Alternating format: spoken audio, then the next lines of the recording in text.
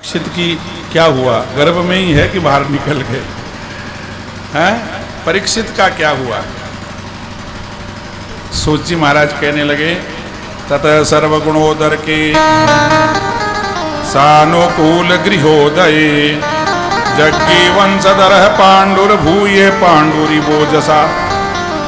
प्रश्न हुआ महाराज परीक्षित का क्या हुआ गर्भ से?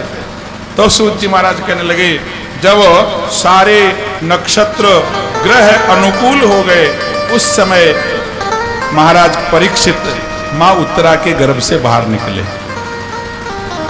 अब वंश का वंशधर था वो। बड़ी प्रसन्नता हुई। राजा महाराज युधिष्ठिर ने सब ब्राह्मणों को बुलाया, स्वस्ति वाचन कराया, जात कर्म संस्कार करवाया, दान वगैरह दिए और ऋषियों ने खूब आशीर्वाद दिया और कहा, हे महाराज युधिष्ठिर, आपका ये पोता महाराज पांडु के समान कीर्तिमान हो। पांडुरिवो जशाह, परम भागवत होगा। भगवान कृष्ण के द्वारा इस बालक की रक्षा हुई है, इसलिए इसका नाम विष्णु रात होगा।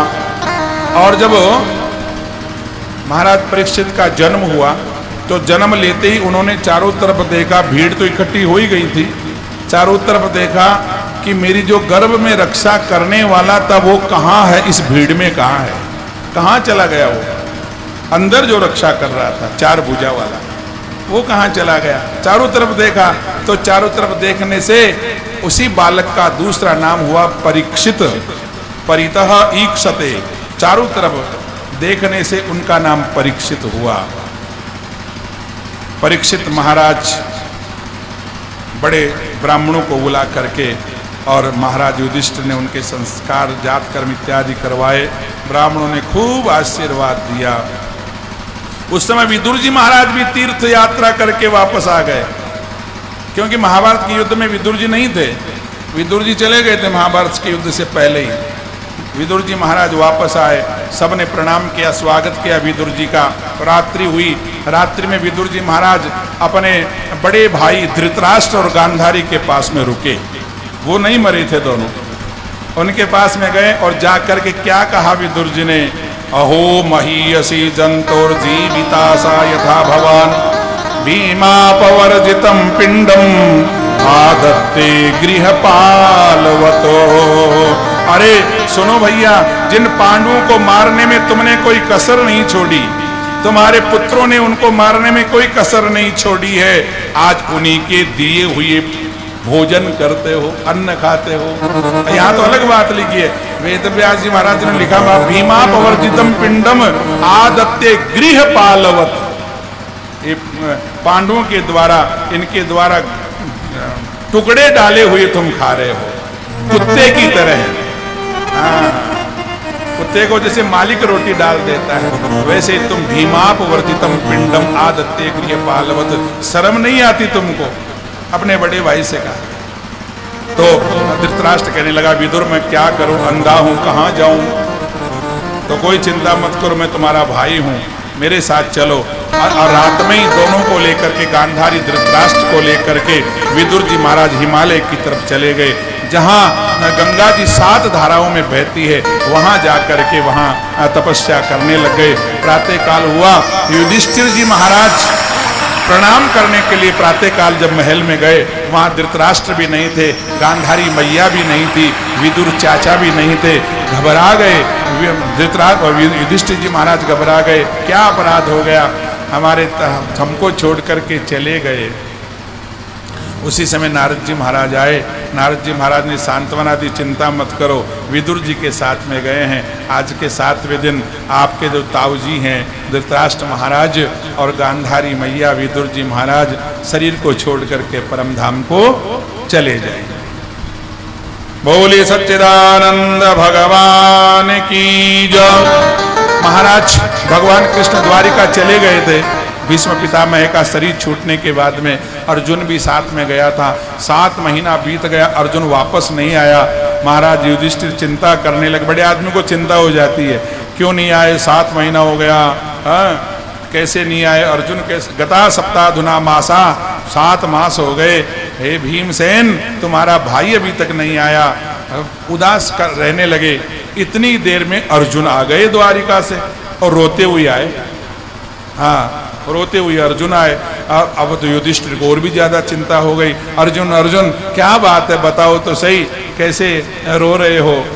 अर्जुन कहने लगा, वंचितो हम महाराज, मैं ठगा गया हूं, ठग गए हैं हम लोग, सभी लोग ठग गए हैं। हरिणा बंधु रूपिणा, जो भगवान हमारी रक्षा करने वाले थे, जिन्होंने महाभारत के युद्ध को जिताया, हमको विजय प्राप्त करवाई, जगह जगह पर समय समय पर शत्रुओं से राक्षसों से हमको बचाया, आज वो श्री कृष्ण द्वारिकाधीश परम धाम को चले गए, हम सबको छोड़ करके चले। आहा, बड़े दुखी हुए महाराज युधिष्ठिर और मन में विचार किया, जब हमारे भगवान द्वारिकाधीश ही चले गए तो हम क्या शासन करेंगे, क्या राज्य करेंगे। छोटे से जो पोता था उनका, महाराज परीक्षित जो थे, छोटे ही थे उस समय, परीक्षित को राज्य सिंहासन पर बैठा दिया, पोते को राज तिलक करके, और स्वर्गारोहणम, स्वर्ग में जाने की तैयारी करने लगे। सज्जनों, स्वर्ग में चले। अब जहां चलते गए जो जैसा जिन्होंने जैसा जैसा कर्म किया, बद्रीनाथ से आगे, इधर इस रास्ते से गए थे वो लोग, बद्रीनाथ से आगे गए होंगे आप तो, दो एक समाधि बनी हुई है, ये द्रौपदी की समाधि, द्रौपदी वहीं पिघल गई। आगे नकुल सहदेव की समाधि 1-2 किलोमीटर के आगे, नकुल पिघल गया हिमालय में बर्फ में, फिर सहदेव, फिर भीम, फिर अर्जुन, सब पिघल गए। कोई सदेह स्वर्ग में नहीं गया, केवल महाराज युधिष्ठिर गए। उनकी भी एक अंगुली गिर गई थी, उन्होंने भी थोड़ा सा झूठ बोल दिया था महाभारत के युद्ध में, उस झूठ के कारण से उनकी एक अंगुली नीचे गिर गई थी। बाकी सदेह भगवान महाराज युधिष्ठिर स्वर्ग को चले गए। उसके बाद में सत्ता संभाल करके, शासन संभाल करके महाराज परीक्षित ने राज्य किया, और बड़ा श्रेष्ठ राज्य किया। अपनी प्रजा को पुत्र के समान समझ करके राज्य किया। कृपाचार्य और कुलगुरु धौम्य इत्यादि को बुला करके 100 अश्वमेध यज्ञ किए महाराज परीक्षित ने। हाँ, और एक राजसूय यज्ञ किया। राजसूय यज्ञ का मतलब सारे दिशाओं को जीत करके आओ। महाराज परीक्षित ने दिग्विजय करी। दिग्विजय करके जब वापस आ रहे थे तो क्या देखा, सरस्वती नदी के किनारे एक अद्भुत दृश्य देखा। एक काला कलूटा पुरुष शूद्र वेश बना करके कलयुग एक गाय और बैल को मार रहा है, प्रताड़ित कर रहा है, डंडा हाथ में लेकर के गाय बैल को प्रताड़ित कर रहा है। वो गाय और बैल थर थर कांप रहे हैं, मलमूत्र छोड़ रहे हैं, इतनी पीड़ा हो रही है।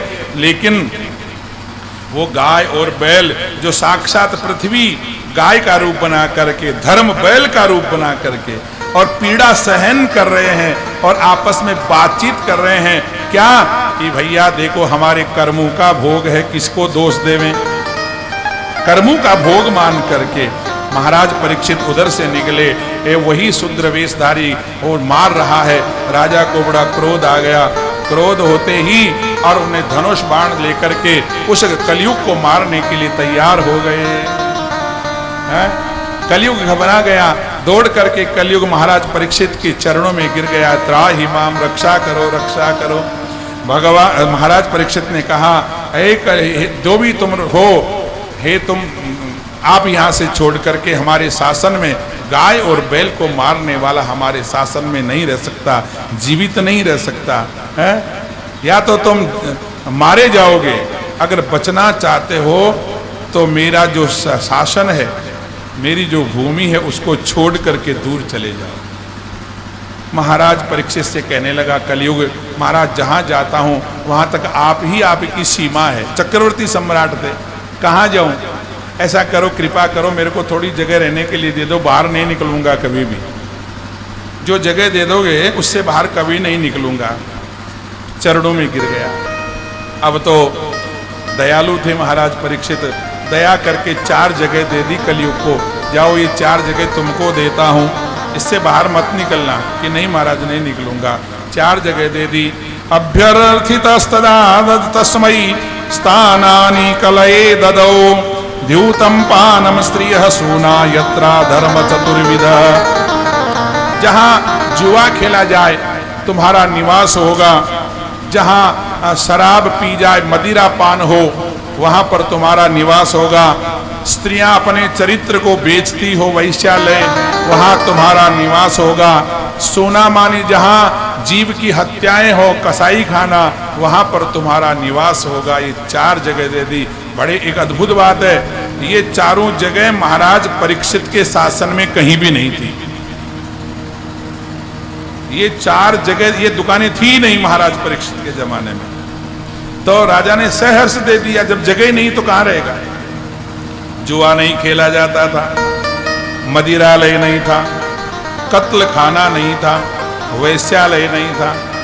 लेकिन कलयुग ने बड़ी चतुरता से कहा, महाराज ये काम तो सब हो गया, रह लूंगा, मैं कभी इस यहाँ से बाहर नहीं निकलूंगा।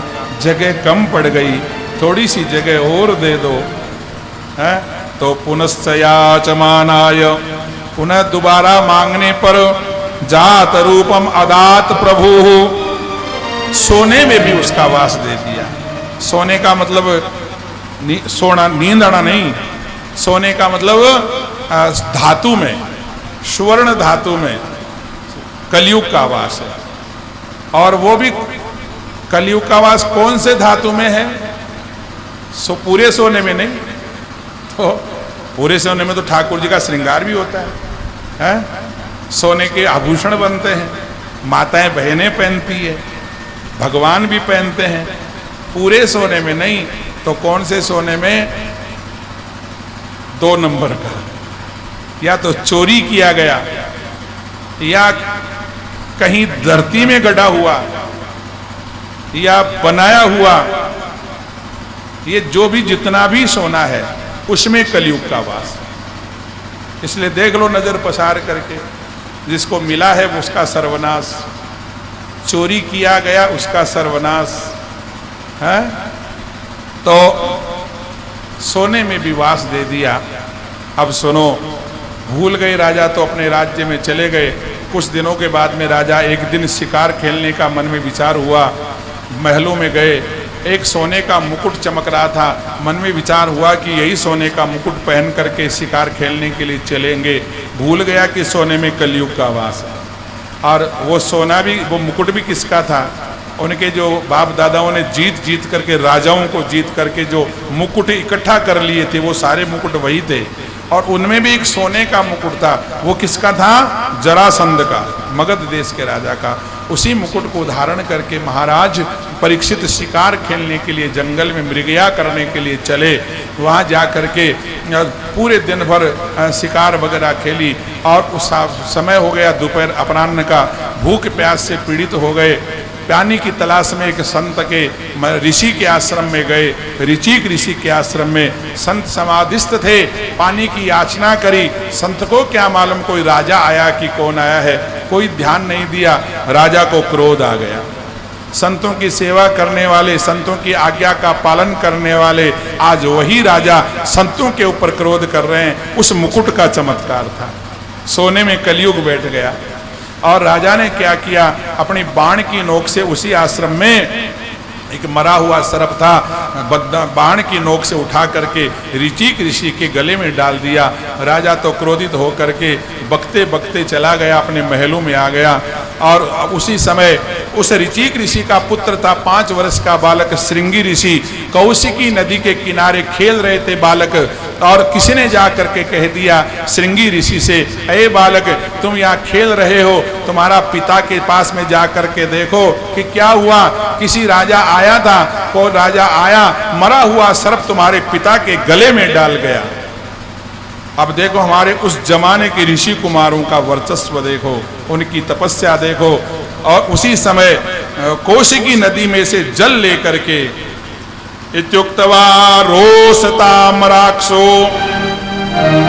वयस्यान् ऋषि बालकः कौशिक्याप्य उपस्पृश्य वाक वज्रम विससर्जः। कौशिकी नदी में जल लेकर के कहने लगे, जिसने मेरे पिता महाराज का अपमान किया है, जिसने मेरे पिताश्री के गले में मरा हुआ सर्प डाला है, उसकी आज के 7वें दिन मृत्यु हो जाएगी। तक्षक नाम का सर्प आएगा, उसको काटेगा और काटने के बाद में 7वें दिन उसकी मृत्यु हो जाएगी। ये हमारे ऋषि कुमारों का, बालकों का वाक वज्रम दंक्ष्यति स्म कुलांगारम इति लंघित मर्यादम तक्षके तक्षकः सप्तमे हनि। 7वें दिन वो मारा जाएगा। रोता रोता, अब वो बालक ही तो था, तो रोता रोता आया, पिता के गले में से सर्प निकाला। रोने की आवाज सुनकर के ऋचिक ऋषि की समाधि टूट गई। अपने बालक को रोते हुए देखा। बालक कैसे रो रहे हो? पिताश्री, किसी राजा ने आपका अपमान किया है, आपके गले में मरा हुआ सर्प डाल दिया। पूछा कौन राजा आया था? तो शिष्यों ने जवाब दिया, हमारे हस्तिनापुर नरेश महाराजा चक्रवर्ती सम्राट परीक्षित महाराज आए थे। अच्छा, अरे भाई ये हमारा अपराध हो गया, हमारे यहाँ आश्रम में राजा आए, हमने स्वागत नहीं किया है? लोग बालक कहने लगा, पिताश्री आपने तो स्वागत नहीं किया, लेकिन हमने स्वागत कर दिया। क्या कि हमने उसको श्राप दे दिया है। जिसने मेरे पिताजी का अपमान किया, 7वें दिन तक्षक नाम का सर्प काटेगा और उस राजा की मृत्यु हो जाएगी। ओहो हो। ऋचिक ऋषि ने कहा, अरे बालक बहुत अपराध कर दिया, गलत कर दिया तुमने। ऐसे राजा धरती पर दोबारा पैदा नहीं होंगे, ऐसे राजा नहीं होंगे, परीक्षित जैसे राजा नहीं होंगे, जिनकी रक्षा स्वयं भगवान कृष्ण ने की है। ऐसे धर्मात्मा, प्रजा पालक, न्याय पालक। जाओ, अपने शिष्य गौरमुख नाम का शिष्य था, उसको बुलाया गौरमुख को, जाओ राजा से कह दो मरने के लिए तैयार हो जाओ, ये ऋषियों का श्राप है, अन्यथा नहीं जाएगा, मरना तो पड़ेगा, लेकिन राजा अणबोड़े में ही मर जाए, सचेत करो जा करके। वो गौरमुख शिष्य गया, उधर महाराज महलों में जाकर के मुकुट को उतारा। मुकुट को उतारते अपना अपराध याद आ गया, मैंने तो अपराध कर दिया, ऋषि का अपमान कर दिया, हे भगवान मेरे को क्या सजा दे। इतनी देर में वो शिष्य जाकर के कहने लगा, महाराज सजा तो मिल चुकी है। कौन सी? कि हमारे ऋषि कुमार ने श्राप दे दिया, 7वें दिन तुमको मरना है, मरना पड़ेगा। तक्षक नाम का सर्प काटेगा और तुम्हारी मृत्यु आ जाएगी। सज्जनों, 7वें दिन मरना है, इतना सुन करके राजा परीक्षित बड़े प्रसन्न हुए, बहुत प्रसन्न हुए। अब मृत्यु का समाचार सुन करके प्रसन्न होते हैं क्या? है? बड़े प्रसन्न हो गए। हे प्रभु, जैसा मैंने अपराध किया था वैसा ही दंड मुझको मिल गया, बहुत अच्छा किया आपने। आपने ज्ञान पड़ जाए तो 12 गुड़ो मार जाए, मरवाड़ो का ही सारा गिर का।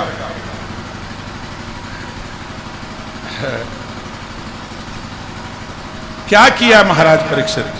जब सुना उसी समय तत्काल निर्णय लिया, अपने बेटे जनमेजय को सिंहासन पर बैठाया। जनमेजय को सिंहासन पर बैठा करके और उनका राज तिलक करके और स्वयं अकेले निकल करके और गंगा किनारे आकर के कुशासन पर बैठ करके अनशन का व्रत लेकर के और वहां पर बैठ गए। अब क्या करना, मरना ही है, तो शासन से क्या मतलब। और आपने कहीं वैसे आखिरी सांस तक भी विचार हो, भाई मर तो मरा तो ला, पण एक मन में रह कि भाई छोरा को ब्याह तो वही जाता है, एक छोरी बच के भी का पीड़ा हाथ तो कर ही जाता है, कहीं करा। मरते मरते दम आखिरी श्वास में भी इच्छा रहती है, मर वो कोई चाहो ही कौन, तृष्णा निकलती नहीं है। मरना है, सबको मरना है, लेकिन मरना सीखो। भागवत मरना सिखाती है, और किसी पुराण में व्यवस्था नहीं है। आपको बताऊं, और किसी पुराण में ये व्यवस्था नहीं है, किसी शास्त्र वगैरह, कोई ग्रंथ वगैरह, कोई ये मरना कोई नहीं सिखाता है। मरना सिखाने का काम केवल भागवत करती है। अच्छा, ये कन्फर्म है, कन्फर्म है ना? सबकी टिकट, जाने की टिकट कन्फर्म है कि नहीं? सबकी कन्फर्म है, जाना है। तो फिर जाना है तो तैयारी भी करो। हम यहाँ वृंदावन आए तो 2 दिन पहले से तैयारी करने लगे कि नहीं, वो भी ले लो, वो भी ले लो, वो सामान भी ले लो, वो सामान भी ले लो, यात्रा में चलना है। तो जब यात्रा करने के लिए 2 से 5 दिन पहले से ही लग जाते हैं, तो जब मरना है उस यात्रा की तैयारी कोई नहीं करता है, जबकि तैयारी करनी चाहिए। मरना सीखो। हाँ, यही तो विडंबना है। जीवन में हमने सारा काम पक्का किया है, प्लाट ले लिया, रजिस्ट्री बनाई को नहीं, अजी साहब कहीं बार रजिस्ट्री पहली, पक्को काम हो जाए, काचो काम नहीं है, वो काम पक्का। और अपनी LIC पक्की, लाइफ इंश्योरेंस वो भी पक्का है, और मकान का काम पक्का, वो भी प्लाट बैठे भी सारा काम पक्का। लेकिन मरने का काम कच्चा, बिल्कुल कच्चा है, कोई तैयारी नहीं करता है। भागवत हमको मरना सिखाती है, कैसे मरें। देखो सीखो। सुनते ही छोड़ गए राजपाट, चक्रवर्ती सम्राट थे बाबा, अनशन लेकर के बैठ गए। उसी समय ऋषि मुनियों का आगमन हुआ, सबने सुना, राजा को श्राप लग गया, 7वें दिन मरेंगे। ऋषि मुनि महात्मा आने लगे। अत्रि ऋषि, वशिष्ठ, कौन कौन आए? अत्रि वशिष्ठ च्यवन ऋषि, शरदवान, अरिष्टनेमि, भृगु अंगिराश्च, पराशरो, गादिसुतोत रामः। गादिसुत विश्वामित्र, राम परशुराम, उतथ्य इंद्र प्रमदेद्म बाहो। बहुत से ऋषि मुनि वहां आकर के इकट्ठे हो गए। महाराज परीक्षित सामान्य थोड़े थे ना, सब ऋषि मुनि सब पीड़ित हो गए, आए, बैठ गए। सभी ऋषि मुनियों को राजा परीक्षित स्वागत करता है, प्रणाम करता है, और सबसे एक ही प्रश्न करता है, क्या महाराज बैठो, विराजमान हो जाओ, मेरा एक ही प्रश्न है, मरने वाले जीव को क्या करना चाहिए? ततस्व पृच्छमिमं विपृच्छे विश्रम्य विप्रायति कृत्यतायां सर्वात्मना म्रियमाणस्य कृत्यं शुद्धं च तत्र मृषताभियुक्ताः। मरने वाले जीव को क्या करना चाहिए?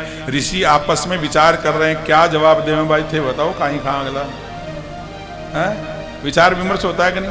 प्रश्न तो कर दिया, सारे ऋषि मुनि महात्मा भी इकट्ठे हो गए, समाधान भी करो। समाधान का विमर्श कर रहे हैं, लेकिन वो विमर्श कर ही रहे थे, उसी समय साक्षात भगवान सुखदेव जी महाराज का आगमन। ऋषि तो पहले आ गए थे, और सुखदेव जी महाराज वहां पधारे। कैसे हैं सुखदेव जी महाराज? 16 वर्ष की सी अवस्था है, अवस्था वैसी है। ऐसे महान पुरुषों की आयु जो है पूर्ण नहीं होती है, उनका कभी बुढ़ापा नहीं आता है, जरा अवस्था नहीं आती है। हाँ, तो कैसे हैं? तत्रा 16 वर्ष की सी अवस्था है, अवधूत वेश है, दिगंबर है, कोई वस्त्र नहीं है शरीर पर, परमहंस है, दिगंबर है। अवधूत का मतलब संसार से कोई लेना देना नहीं है। कुत्ते पीछे पड़ रहे हैं, नंगा बाबा, बालक भी कोई बाठा बगावर, कोई आंधला माटिया का बगो, कड़े सुहागो बावड़ो है। हाँ,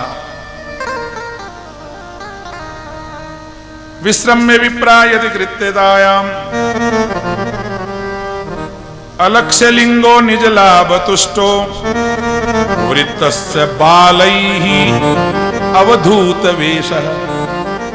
बच्चों ने घेर रखा उनको, नंगा बाबा आ गया, बालका का टापना का तो चाड़ो है।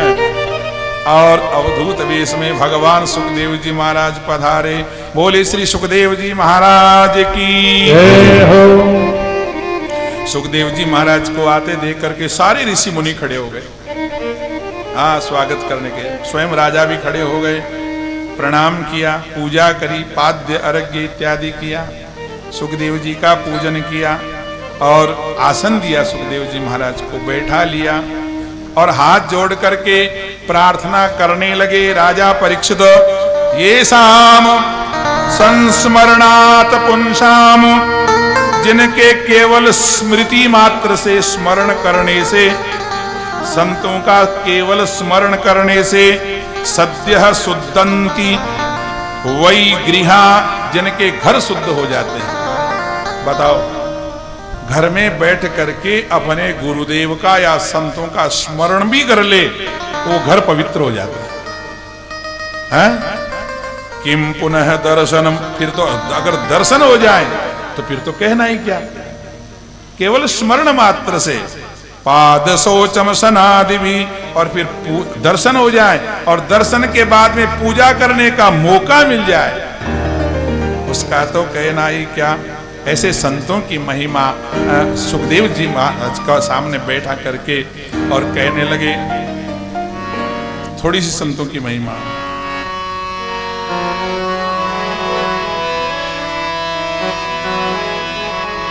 भाग भला जा घर संत पधारे, भाग भला जा घर संत पधारे, भाग भला संत पधारे, ओ भाग भला जा घर संत पधारे, भाग भला संत पधारे,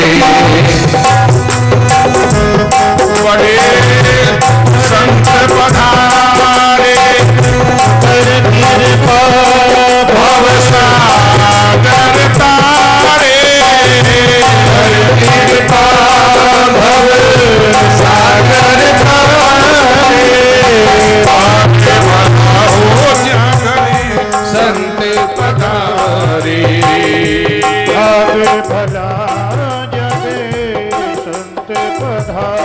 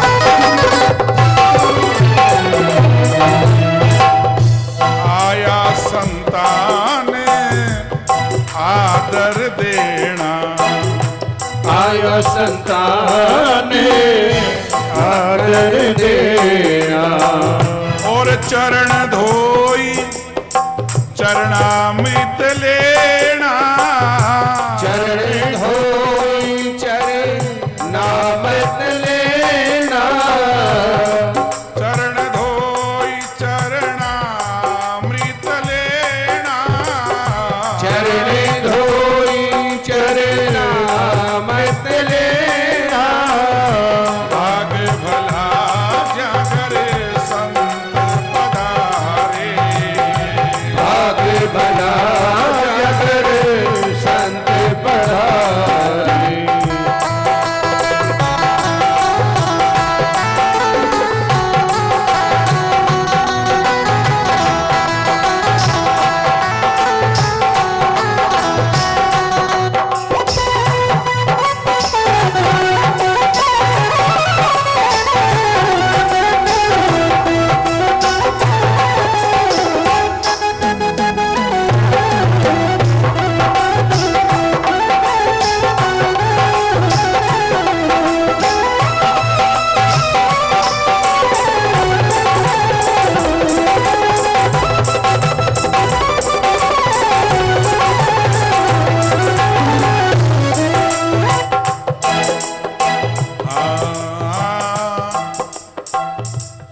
संत साहिब में अंतर नाही। संत साहिब में अंतर नाही।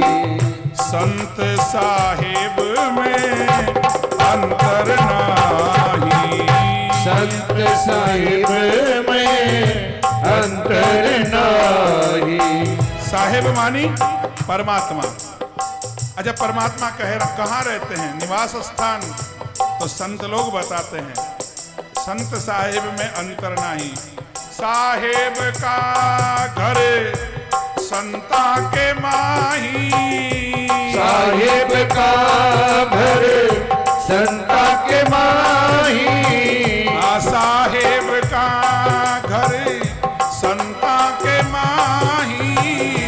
साहिब का घर संता के माही। आगे भला जाकर संत पधारे। आगे भला जागर संत पधारी।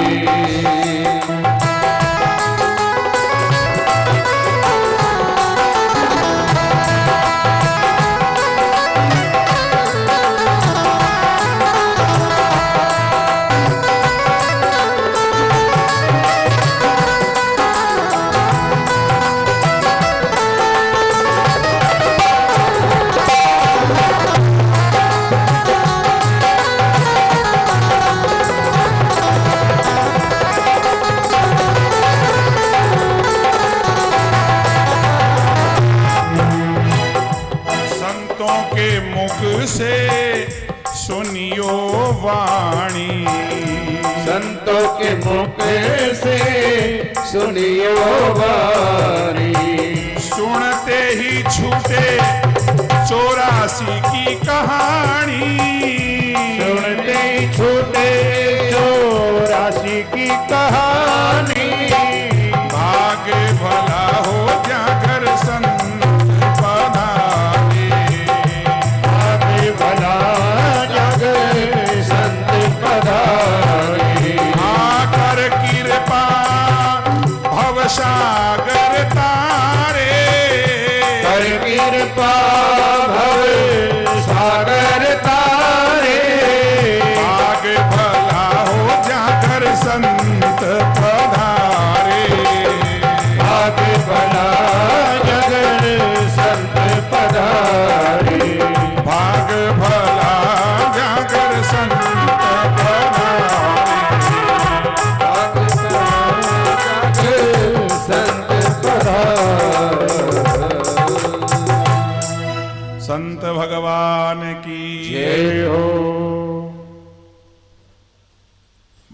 संतों का संत साहिब में अंतर नहीं, और साहिब का घर संतों के माही। इसलिए कहते हैं संत और भगवान में कोई अंतर नहीं है। संत तो भगवान के अंशावतार हैं। हाँ, अवतार लेकर के ही संत बनते हैं। हर कोई संत बनता। अच्छा, एक बात और बताऊं, संत बनते नहीं है, संत बने बनाए आते हैं अंदर से ही। बाहर आकर के संत बनना बड़ा कठिन है, और जो जन्म से ही जिनमें वैराग्य हो उनका तो कहना ही क्या है। तो सुखदेव जी महाराज का यजन पूजन किया, हाथ जोड़ करके, और एक ही प्रश्न किया। क्या प्रश्न किया?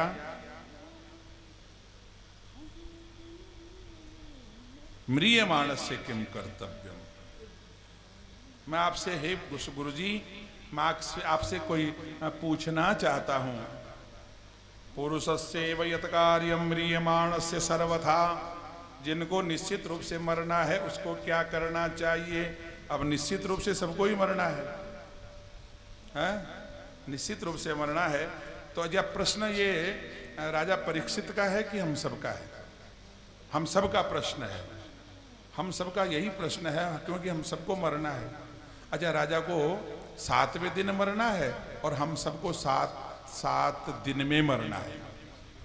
हम सबको 7 दिन के अंदर मरना है और राजा को 7वें दिन मरना है, क्योंकि वार तो 7 ही होते हैं। किसी न किसी वार को टिकट तो हमारा पक्का है। मरना ही पड़ेगा। तो कहने लगे जो सर्वथा म्रियमाण है उसको क्या सुनना चाहिए, क्या जप करना चाहिए, क्या करना चाहिए। तो सुखदेव जी महाराज अब कहना प्रारंभ कर रहे हैं। अब यहां से सुखदेव जी कथा कहेंगे। इतनी देर सूत जी महाराज कह रहे थे सोनकादि महात्माओं से। सुखदेव जी महाराज कहने लगे, हे राजा परीक्षित सुनो, वरियान एसते प्रश्न, तुम्हारा प्रश्न बड़ा सुंदर है। कृतो लोकहितम नृप, ये लोक कल्याण का प्रश्न है। आत्मवित सम्मत पुंसाम श्रोतव्यादिषु यः परः, सबको सुनने वाला है। सुनिए हे राजन, तुमने बहुत अच्छा प्रश्न किया है। आदमी जन्म लेता है, 100 वर्ष की आयु तो मान ही लो। हे राजन, मनुष्य की पूरी आयु आदि तो रात्रि में सोने में निकल जाती है, और दिन में गृहस्थ के कार्य में, पत्नी को प्रसन्न करने में, पुत्रों का पालन पोषण करने में, अर्थ उपार्जन करने में, आदि जिंदगी यूं ही निकल जाती है। रात सोने में निकल जाती है, पूरा जीवन यूं ही निकल जाता है। सुनो, तस्मात् भारत सर्वात्मा भगवान ईश्वरो हरि, फिर भी आदमी को मरना पड़ता है। इसलिए ये गृहस्थ धर्म में रह करके केवल और केवल मात्र पालन पोषण करने में, संतान पैदा करने में कल्याण नहीं है। तो क्या करना चाहिए? जिसकी मृत्यु निश्चित है उसको 3 काम करने चाहिए। सबसे पहले कौन सा काम? श्रोतव्य। और ये 3 काम सबको करने चाहिए जिसको मरना है। जिसको नहीं मरना उसकी नहीं कह सकता, जिसको मरना है उसको 3 काम तो करने ही चाहिए। सुखदेव जी महाराज कह रहे हैं श्रोतव्य। सबसे पहले हर जीव आत्मा को, हर प्राणी को भगवान की कथा सुननी चाहिए। और जो आनंद, जो मोक्ष, जो मुक्ति कथा सुनने में है, जब करने में तो परिश्रम करना पड़ेगा आपको। कथा सुनने में कोई परिश्रम नहीं है। बैठे बैठे भगवान की कथा सुनो, एकाग्रता से कथा सुनो। सबसे पहला काम करे, भगवान की कथा सुने। दूसरा, कीर्तितव्य है, भगवान का कीर्तन करें। कथा सुनने के बाद में कीर्तन करें। अच्छा, कीर्तन का साधन कलयुग में हर पुराण, हर शास्त्र ये कहते हैं कि कलयुग में केवल मोक्ष का साधन ही कीर्तन है, और को नहीं। यहां तक भी कहा है कि आप कितना ही जप कर लो, कितना ही तप कर लो, कितना यज्ञ कर लो, कितने अनुष्ठान कर लो, लेकिन आपकी कीर्तन करने से आपकी मोक्ष होगी। ये सब साधन हल्के हैं, कीर्तन का साधन बड़ा सुगम है। इसलिए कलौ केशव कीर्तनात्। और तुलसीदास जी महाराज भी कह रहे हैं, कलियुग केवल नाम आधारा, कलियुग केवल नाम आधारा, सुमिरी सुमिरी नर उतरहि पारा, सुमिरे सुमिरे नर उतरहि पारा, कलियुग केवल नाम आधारा, कलियुग केवल नाम आधारा, सुमिरी सुमिरी नर उतरहि पारा, सुमिरी नर उतरहि पारा। कलियुग केवल नाम आधारा। कलयुग में केवल नाम का आश्रय लो, नाम जप करो, कल्याण हो जाएगा। नाम जप करो, मुक्त हो जाओगे, मुक्ति मिल जाएगी। नाम जप करो, वैकुंठ मिल जाएगा। केवल नाम जप, यही प्रधान है कलयुग में। जितना नाम जप करो, चाहे राम राम करो, चाहे कृष्ण कृष्ण करो, चाहे नारायण नारायण करो, चाहे सीताराम सीताराम करो, चाहे राधे कृष्ण राधा कृष्ण करो, एक नाम का सहारा ले लो। नाम का सहारा मिल जाएगा, भवसागर से पार हो जाओगे, नहीं तो डूबना पड़ेगा। आपने कुछ नाम का सहारा नहीं लिया तो भवसागर में डूबना पड़ेगा। सज्जनों, दूसरा काम कीर्तितव्य है, कीर्तन करो। और तीसरा काम स्मर्तव्य है। तीन ही कामों को याद रखो जो सुखदेव जी बता रहे हैं। मरने वाले को क्या करना चाहिए? तीन काम। क्या?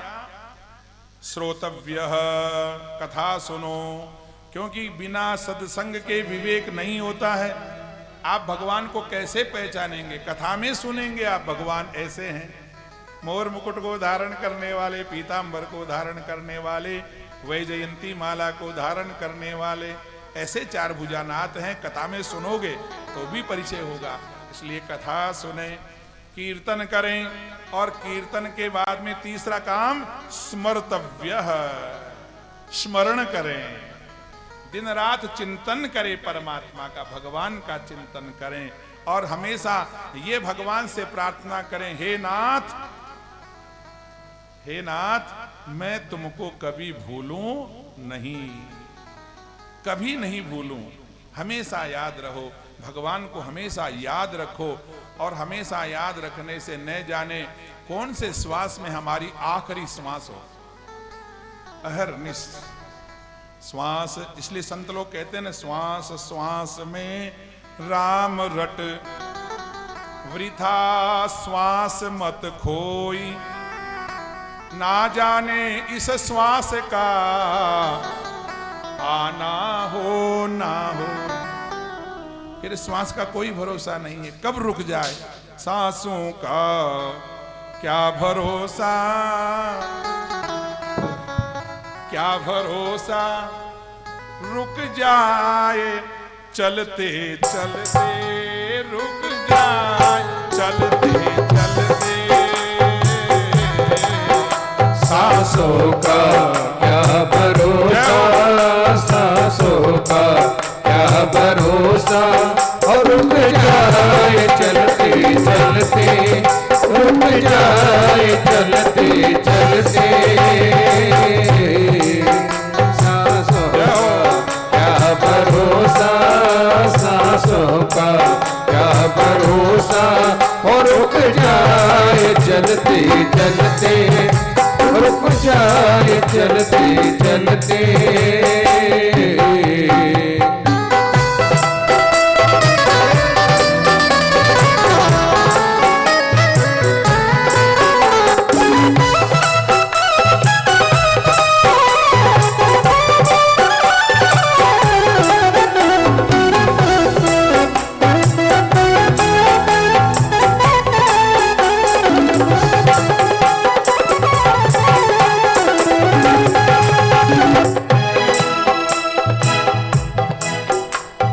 जिंदगी की,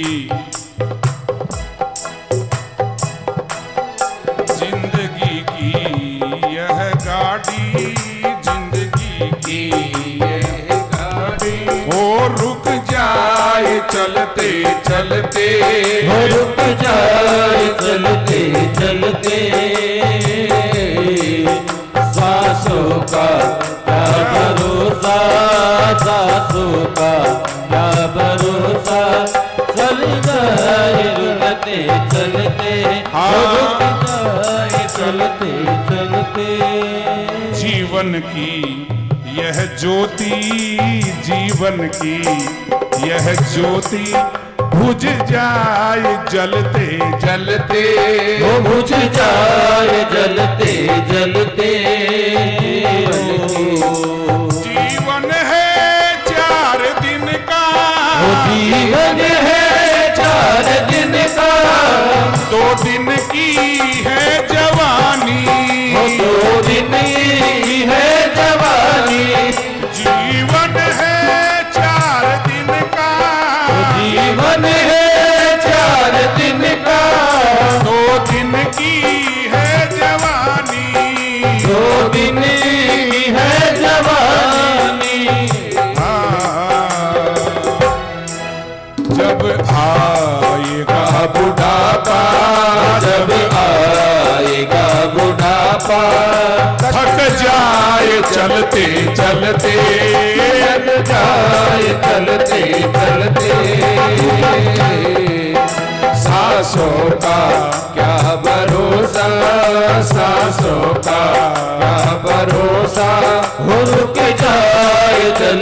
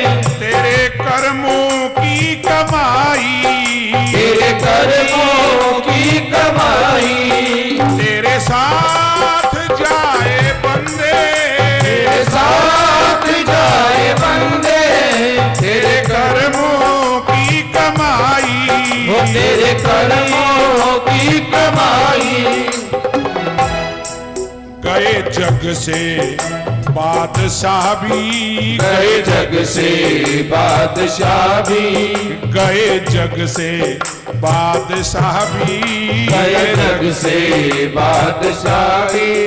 यूं ही हाथ मलते मलते, वो यूं ही हाथ मलते मलते,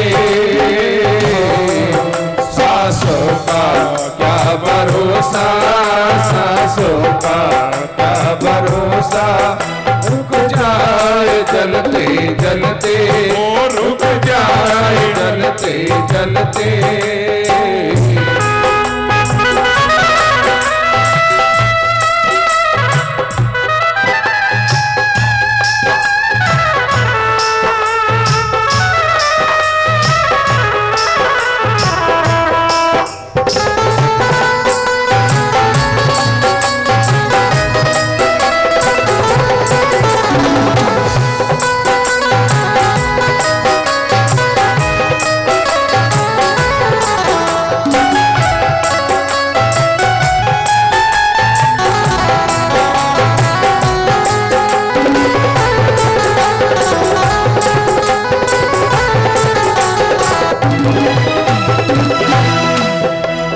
अब तक किया न कुछ भी, अब तक किया न कुछ भी, अब तक किया न कुछ भी, अब तक किया न कुछ भी। अरे अब तो हरी सुमिर ले, अब तो हरी सुमर ले, अब तो हरी सुमिर ले, अब तो हरी सुमर ले। कह रही है जिंदगी भी, कह रही है जिंदगी, हाँ कह रही है जिंदगी भी, कह रही है जिंदगी भी। ये शाम ढलते ढलते, ऐ शाम ढलते ढलते, सांसों का क्या भरोसा, सांसों का क्या भरोसा, रुक जाए चलते चलते, रुक जाए चलते चलते।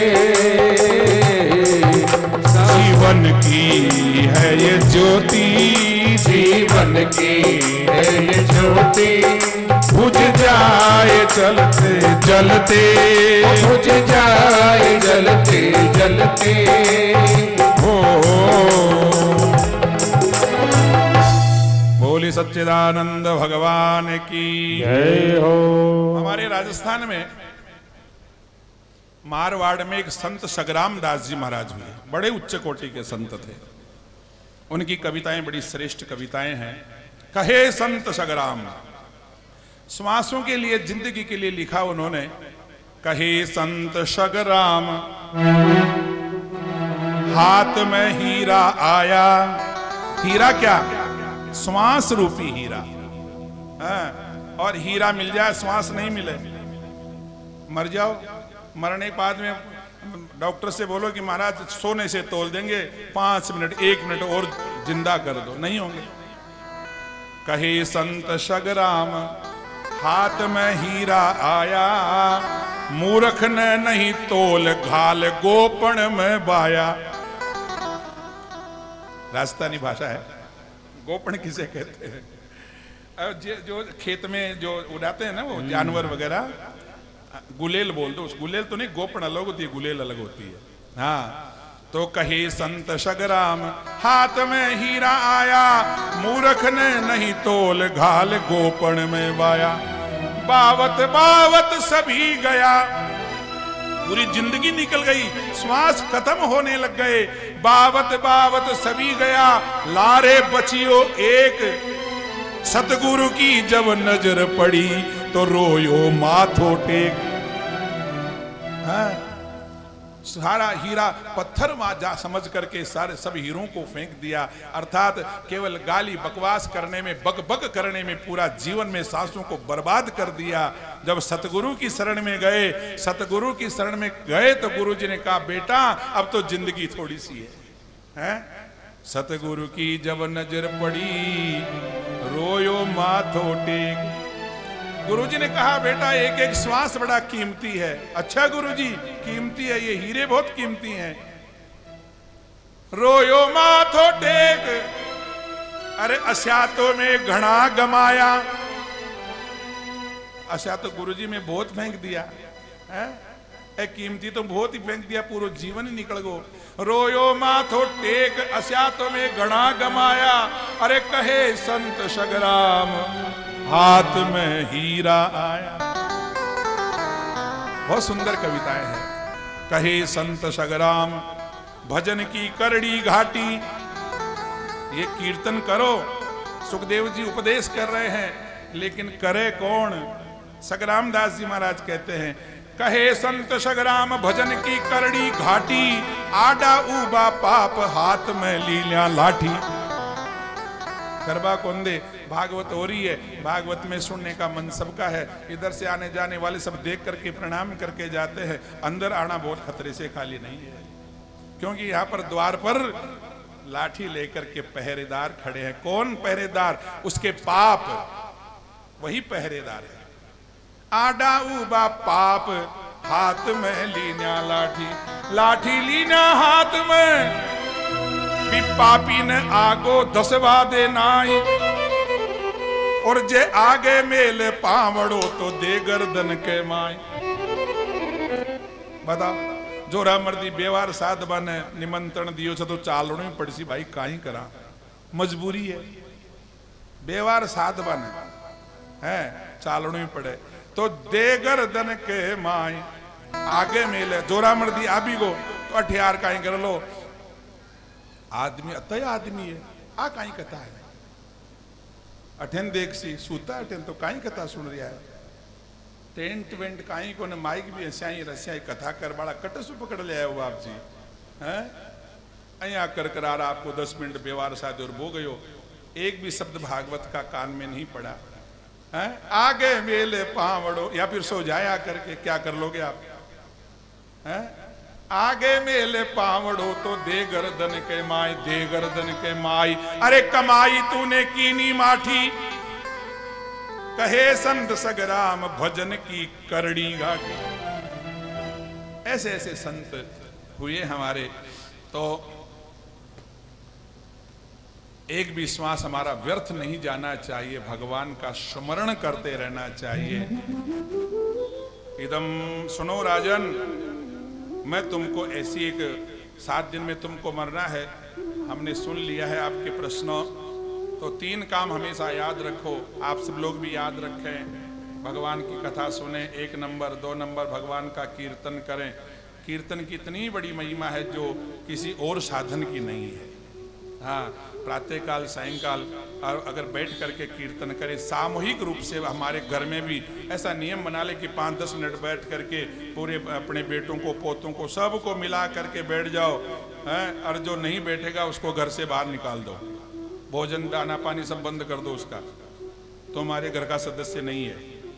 अगर घर का सदस्य होगा तो 5 मिनट तुमको यहाँ बैठना पड़ेगा, कीर्तन करना पड़ेगा हैं। ऐसा नियम पक्का बनाओ और पक्का बना करके बैठ जाओ हैं। बैठ करके 5-10 मिनट का भी नियम बना लेंगे, कीर्तन करो नारायण नारायण, निश्चित रूप से आपका घर ही मंदिर बन जाएगा, बन ही जाएगा, उसमें क्या संदेह है। तो कीर्तनम और श्रोतव्य, सुने और कीर्तन करें और स्मरण करें। राजन, मैं तुमको एक ऐसा उपदेश देता हूं, वो तक्षक क्या बिगाड़ लेगा तुम्हारा, मृत्यु तुम्हारा कुछ नहीं बिगाड़ सकती। ऐसा उपदेश देता हूं। उपदेश दिया काय का? इदम भागवतम नाम, इदम नाम,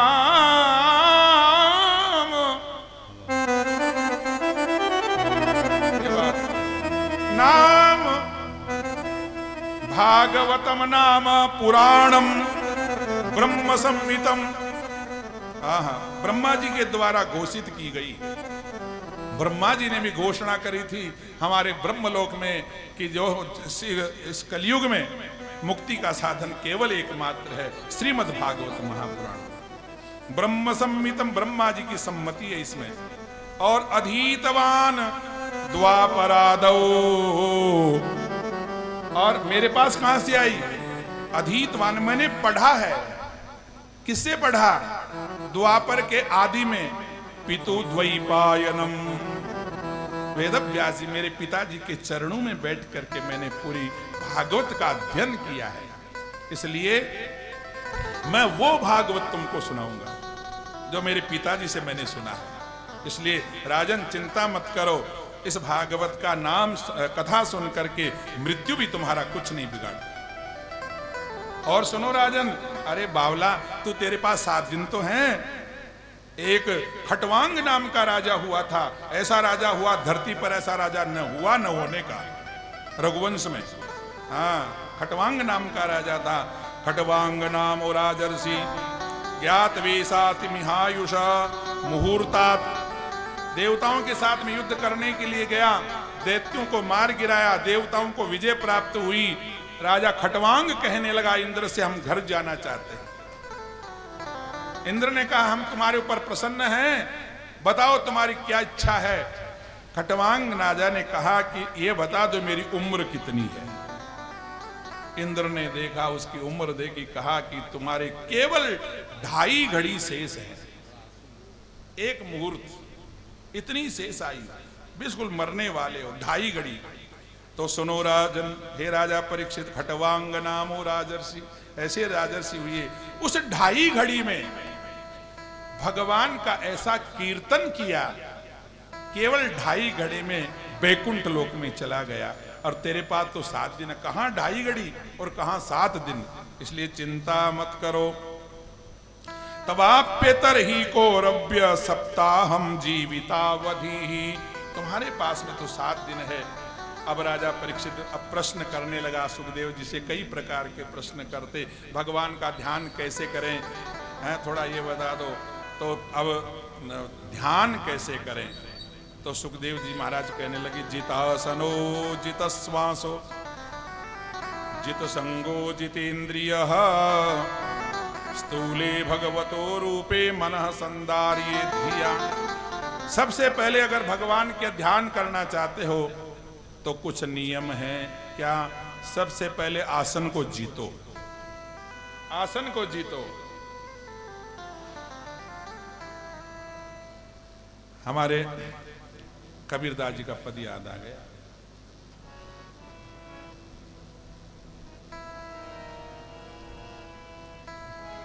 घूंघट के पट खोल रे तोहे पीव मिलेंगे, ये बात। घूंघट के पट खोल रे तोहे पीव मिलेंगे, घूंघट खोल रे तोहे पीव मिलेंगे। घूंघट के पट खोल रे तुझे पीव मिलेंगे। घट घट रमता राम रमैया, घट घट रमता राम रमैया, घट घट रमता राम रमैया, घट घट रमता राम रमैया।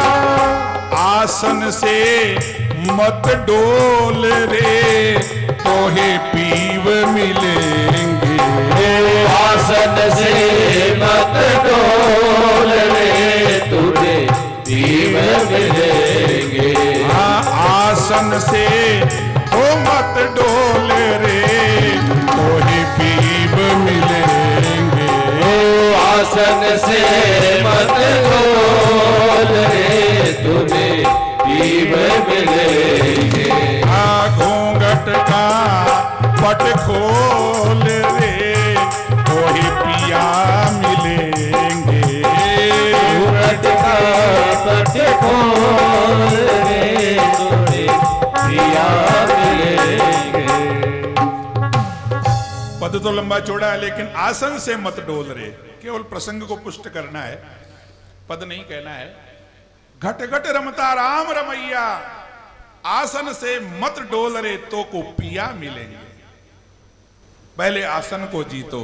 सुखदेव जी महाराज कर रहे हैं जीतासनो, आसन को जीतो। हमारे योग वशिष्ठ में लिखा है, वशिष्ठ जी महाराज योग के ग्रंथों में लिखा है कि एक आसन से अगर 3.5 घंटे अगर आप लगातार एक आसन से बैठ जाओगे प्रतिदिन, तो आप आसन को जीत सकते हो। लेकिन एक आसन होना चाहिए, ऐसा वैसा ऐसा नहीं करे, आसन की सिद्धि प्राप्त हो जाएगी आपको। जितासनो, श्वासों को जीतो, जित श्वासो। श्वास को जीतने का मतलब प्राणायाम। हाँ, पूरक कुंभ करे तक श्वास को खींचना, श्वास को रोकना, और रोकना जो है ये बड़ा, जितनी देर रोक सको श्वास को रोको। और फिर जित संगो, संग को जीतो। संग को जीतने का मतलब अकेला रहो, संग को छोड़ो, संगम त्यक्तवा, संग छोड़ो, अकेले रहो। क्योंकि आप कथा सुनेंगे द्वादश स्कंद में दत्तात्रेय भगवान ने एक कुंवारी कन्या को भी गुरु बनाया था, और कुंवारी कन्या से क्या शिक्षा मिली उनको, कुंवारी कन्या की कथा तो द्वादश स्कंद में कहेंगे, लेकिन यहाँ पर जित संगो।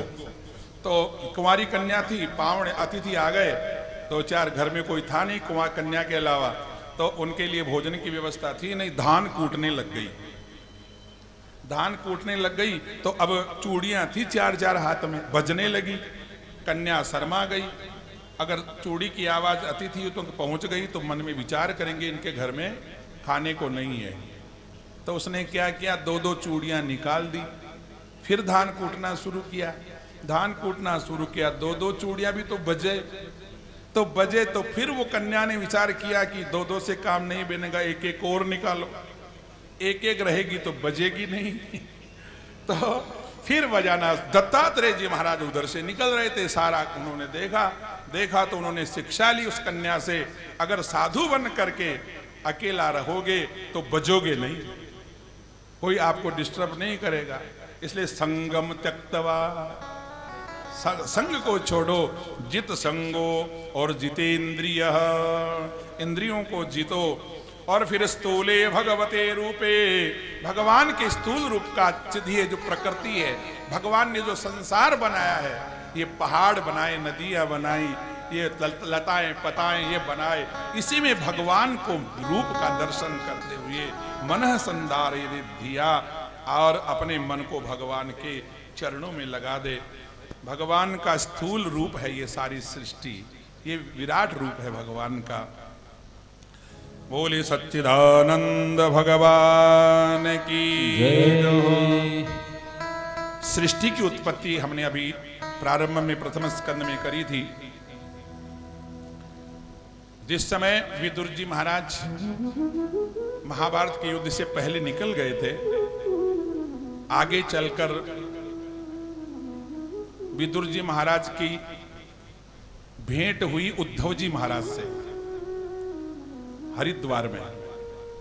उद्धव जी महाराज मिले, विदुर जी को देख करके बड़े प्रसन्न हुए, सारी कथाएं लीला सुनाई। फिर उद्धव जी महाराज ने कहा कि हम तो बद्रिकाश्रम जाएंगे, आप एक काम करो। सारी कथाएं सुनी, भगवान कैसे परम धाम को चले गए। उद्धव जी ने कहा आपकी बहुत याद कर रहे थे।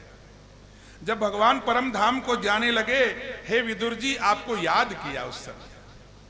ऐसे थे विदुर जी महाराज। तो और ये कह के गए हैं, हे उद्धव अगर तुमको विदुर जी मिल जाएं तो मेरा जो परम भक्त है मैत्रेय ऋषि, उनके पास में भेज देना। इतना कह करके उद्धव जी तो बद्रिकाश्रम चले गए और विदुर जी फिर मैत्रेय ऋषि के पास में गए। मैत्रेय ऋषि के पास में जाकर के प्रणाम करके मैत्रेय जी प्रतीक्षा कर रहे थे विदुर जी की, आओ विदुर जी। सारी भागवत की कथा उनको सुनाई, कैसे कैसे भगवान महाभारत का युद्ध हुआ, कैसे महाराज चक्रवर्ती सम्राट युधिष्ठिर बने राजा, भगवान परम धाम को चले गए। ये सारी कथाएं विदुर जी महाराज। तो कथाओं का 3 जगह प्रसंग चलता है भागवत का। सूत जी महाराज सोनकादि महात्माओं से कह रहे हैं, और सुखदेव जी महाराज राजा परीक्षित को कह रहे हैं, और मैत्रेय जी महाराज विदुर जी को कह रहे हैं। जगह जगह संबोधन आता है, मैत्रेय उवाच, मैत्रेय जी महाराज कह रहे हैं। इस प्रकार अब मैत्रेय जी महाराज कह रहे हैं, सृष्टि विषयक प्रश्न किया। सृष्टि की रचना भगवान ने करी, क्यों बनाया भगवान ने? जब सृष्टि बनानी थी तो फिर पहले तो आवश्यकता ही क्या थी? सृष्टि बनाने की आवश्यकता इसे कहाँ पड़ गई? अब फिर जब सृष्टि बना भी लिए तो फिर एक कमजोर है, एक दुबला है, एक पतला है, एक गरीब है, एक अमीर है, एक राजा, एक रंक, ऐसा क्यों? तो सृष्टि के बारे में प्रश्न किया। सबसे पहले प्रकृति पुरुष, मैत्रेय जी महाराज कह रहे हैं, प्रकृति पुरुष की रचना हुई, उससे महतत्व की उत्पत्ति हुई, सात्विक अहंकार, राजस अहंकार, तामस अहंकार, 3 अहंकारों की उत्पत्ति हुई। और चलो सृष्टि का ये विस्तार से नहीं कहेंगे क्योंकि बहुत विस्तार हो जाता है। भगवान नारायण, और नारायण की नाभि में से कमल निकला, कमल में से ब्रह्मा जी की उत्पत्ति हुई, और ब्रह्मा जी की उत्पत्ति हुई। ब्रह्मा जी ने चारों तरफ देखा, मेरे को पैदा करने, उत्पन्न करने वाला कौन है? तो चारों तरफ देखा तो ब्रह्मा जी के 4 मुख हो गए। मेरे को पैदा करने वाला कौन है? मेरा जनक कौन है? मेरे पिता कौन है? पूर्व पश्चिम उत्तर दक्षिण देखा, ब्रह्मा जी चतुर्मुख हो गए। फिर देखा कि चारों तरफ जल ही जल था। अपने पिता की तलाश करने के लिए ब्रह्मा जी ने उस नीचे देखा तो कमल का फूल पर बैठे हैं। कमल का फूल कहां से आया? तो कमल नाल में प्रवेश किया ब्रह्मा जी ने। कमल नाल, इस कमल नाल का अंत आ जाएगा, पिताजी का मालूम हो जाएगा। अंदर हजारों बरस बीत गए कमल नाल में चलते चलते, कमल नाल का ही अंत नहीं आया। थक करके ब्रह्मा जी वापस आ गए और वापस कमल के फूल पर बैठ गए। कमल पुष्प पर बैठ करके चिंतन करने लगे। उसी समय आकाशवाणी हुई। क्या आकाशवाणी? सचिंतनन, चिंतन कर रहे हैं, आकाशवाणी हुई। 2 अक्षर में एकदाम्भ, 2 अक्षर उच्चारित हुई आकाशवाणी से। 2 अक्षर सुनाई दिए ब्रह्मा जी ने। क्या सुने? 2 अक्षर कौन कौन से? 2 अक्षर में एकदाम्भ सुपाश्रिणोद द्विगदितम वचो विभुः सर्वेषु यत् षोडशमेकविंशम्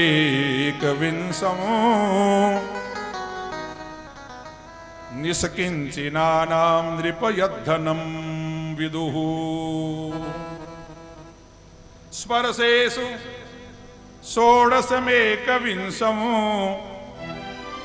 स्पर्श जितने भी अक्षर हैं उनमें से 16वां और 21वां अक्षर, 2 अक्षर कौन से?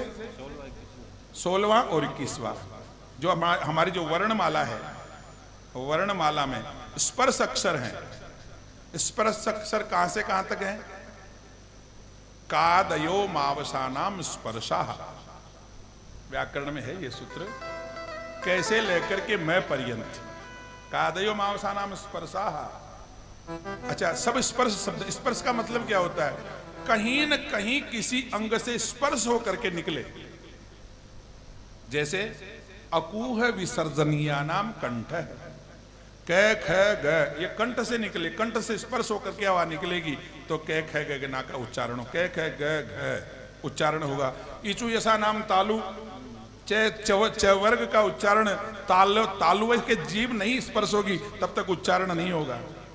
छ छ ज, आप स्पर्श नहीं होगा तो बोलेगा। ऋतु रसाणा मूर्धा, ट वर्ग मूर्धनी से जब जीभ स्पर्श होगी तो ही निकलेगा। उपपदवान नाम ओष्टव, प वर्ग का जब होठ आपस में नहीं मिलेंगे प बोल ही नहीं सकते आप। स्पर्श जब तक होठों का नहीं होगा प फ ये बोल ही नहीं सकते। हमारी पाणिनि की व्याकरण है। और इचु ऐसा नाम उपपदमानिया नाम ओष्टव। तो इनको कैसे लेकर के मैं पर्यंत स्पर्श अक्षर कहते हैं। और इन स्पर्श अक्षरों में 16वां और 21वां देख लो कौन सा है। षोडशमेकविंशम्, 16वां हो गया त और 21वां हो गया प। आकाशवाणी से केवल 2 ही अक्षर निकले। क्या? तप तप तप। हे ब्रह्मा जी, तुम मेरा दर्शन करना चाहते हो, ऐसा नहीं होगा, पहले तुमको तप करना पड़ेगा। तप करो तप करो तप करो। ब्रह्मा जी ने फिर तप किया, इतना घोर तप किया, कई हजारों वर्ष तक तप किया। तपस्या से भगवान विष्णु नारायण प्रसन्न हो गए, प्रकट हो गए। प्रकट होकर के ब्रह्मा जी को वैकुंठ का दर्शन करवाया और फिर 4 श्लोकों में भागवत सुनाई, केवल 4 श्लोकों में। उसको चतुश्लोकी भागवत कहते हैं। उन्हीं 4 श्लोकों के 18,000 वेद व्यास जी ने बना दिए, उन्हीं 4 श्लोकों से। जैसे हमारे एक श्लोकी रामायण है, आधो राम तपोवनादिगम, एक श्लोक में पूरी रामायण। एक श्लोकी भागवत है ना। ऐसे ही नारायण ने चतुश्लोकी भागवत ब्रह्मा जी को सुनाई। अहमेवा समेवाग्रे नान्यत यद सद सद परम पश्चादहम यदे तच्च यो वशिष्येत सोऽस्म्यहम अग्रे अहम एवं आशम। हे ब्रह्मा जी महाराज, सृष्टि के पूर्व भी मैं था, अन्य कुछ भी नहीं था, मेरे अलावा कोई नहीं था। सृष्टि के पहले जो भी स्थूल सूक्ष्म जगत है वह सब मैं ही हूं। ये जितना जो दिखाई दे रहा है वो सब मैं ही हूं। ऋतेर्थम यत प्रतीयेत न प्रतीयेत चात्मनि, 4 श्लोकों में ही पूरी भागवत का उपदेश है। ऋते यत आत्मनि प्रतीयेत, वास्तविकता के बिना भी जिसकी आत्मा में प्रतीति होती है उसे माया समझना चाहिए। जैसे द्विचंद्र, माया क्या है? जो नहीं है उसको दिखा देती है और जो है उसको छिपा देती है। परमात्मा सत्य है परंतु दिखता नहीं है। जगन मिथ्या है, सत्य नहीं है, वह दिखता है। केवल यही भगवान की माया है। बोले सच्चिदानंद भगवान की जय।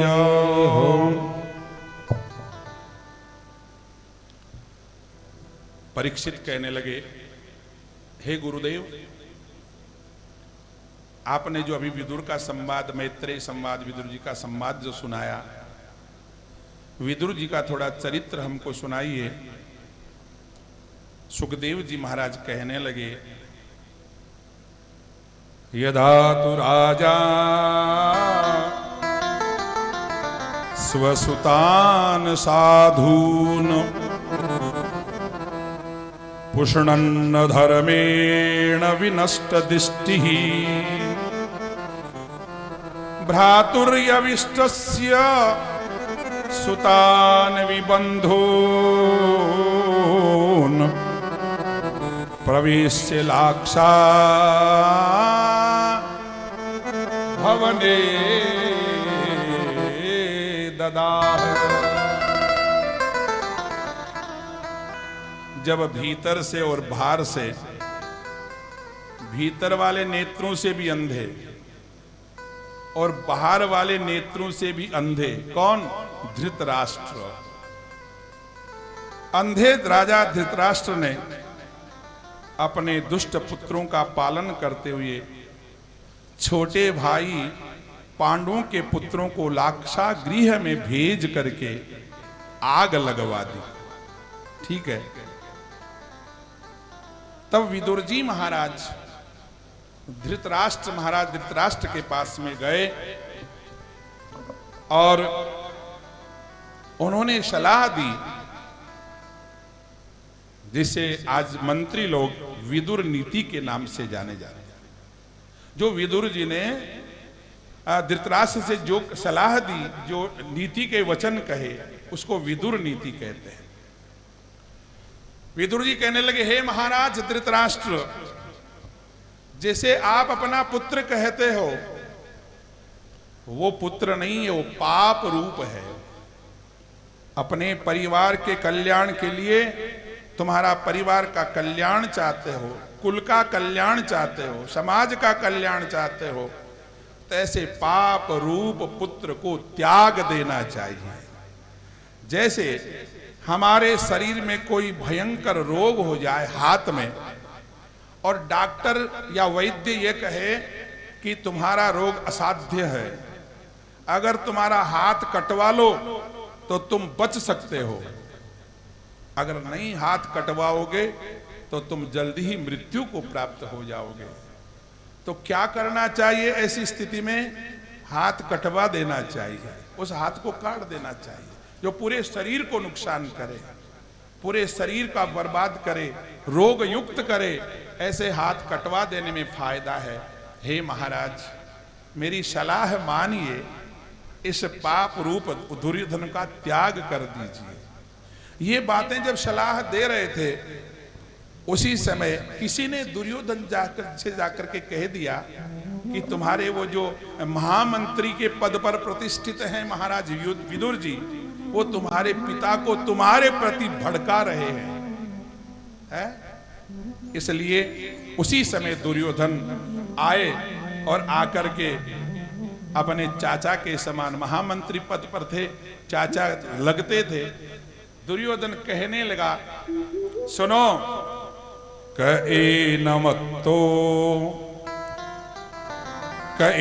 कएनमत्रोपजुहाव जिह्वम् दास्यासुतं यदि बलिनैव पुष्टः तस्मिन् प्रतीपः परकृत्य आस्ते निर्वास्यतामासु पुरा छवस्सा। एनम वास्यः सुतम कह अत्र उपजुहाव। इस कुटिल दासी पुत्र की हिम्मत तो देखो, अपमान किया विदुर जी का। इस कुटिल दासी पुत्र का हिम्मत देखो, किसने इसे यहां बुलाया है? ये जिसके अन्न से पुष्ट हुआ है उसी के विपरीत आचरण कर रहा है। जिसका अन्न खाता है उसके खिलाफ भड़काता है। दुर्योधन, विदुर नीति बहुत लंबी चौड़ी है। दुर्योधन विदुर जी को कठोर वचन कहता रहा, लेकिन स्वयं महाराज धृतराष्ट्र ने दुर्योधन से कुछ नहीं कहा। तुम क्या कह रहे हो? ये महामंत्री तुम्हारे चाचा लगते हैं। जब धृतराष्ट्र ने कोई बात नहीं करी, दुर्योधन को रोका नहीं, तो विदुर जी ने देखा फिर क्या लेना देना है, यहां रह करके क्या करेंगे।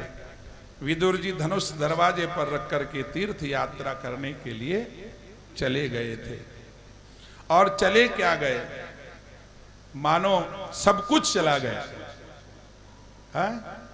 स निर्गतः कौरव पुण्य लब्धो, कौरवों का पुण्य ही चला गया। जो बचा कुचा पुण्य था वो भी चला गया, विदुर जी के साथ ही चला गया। स निर्गतः कौरव पुण्य लब्धो गजा वया तीर्थ पदः पदानि अनवाक्रमत पुण्य चिकीर्षयोर्व्याम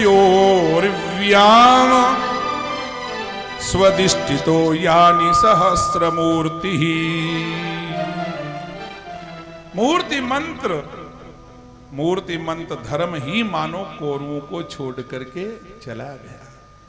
धर्म मूर्ति मंत्र धर्म, साक्षात धर्म के ही मूर्ति मंत्र थे महाराज विदुर जी। आपने उनकी कथाएं सुनी थी कि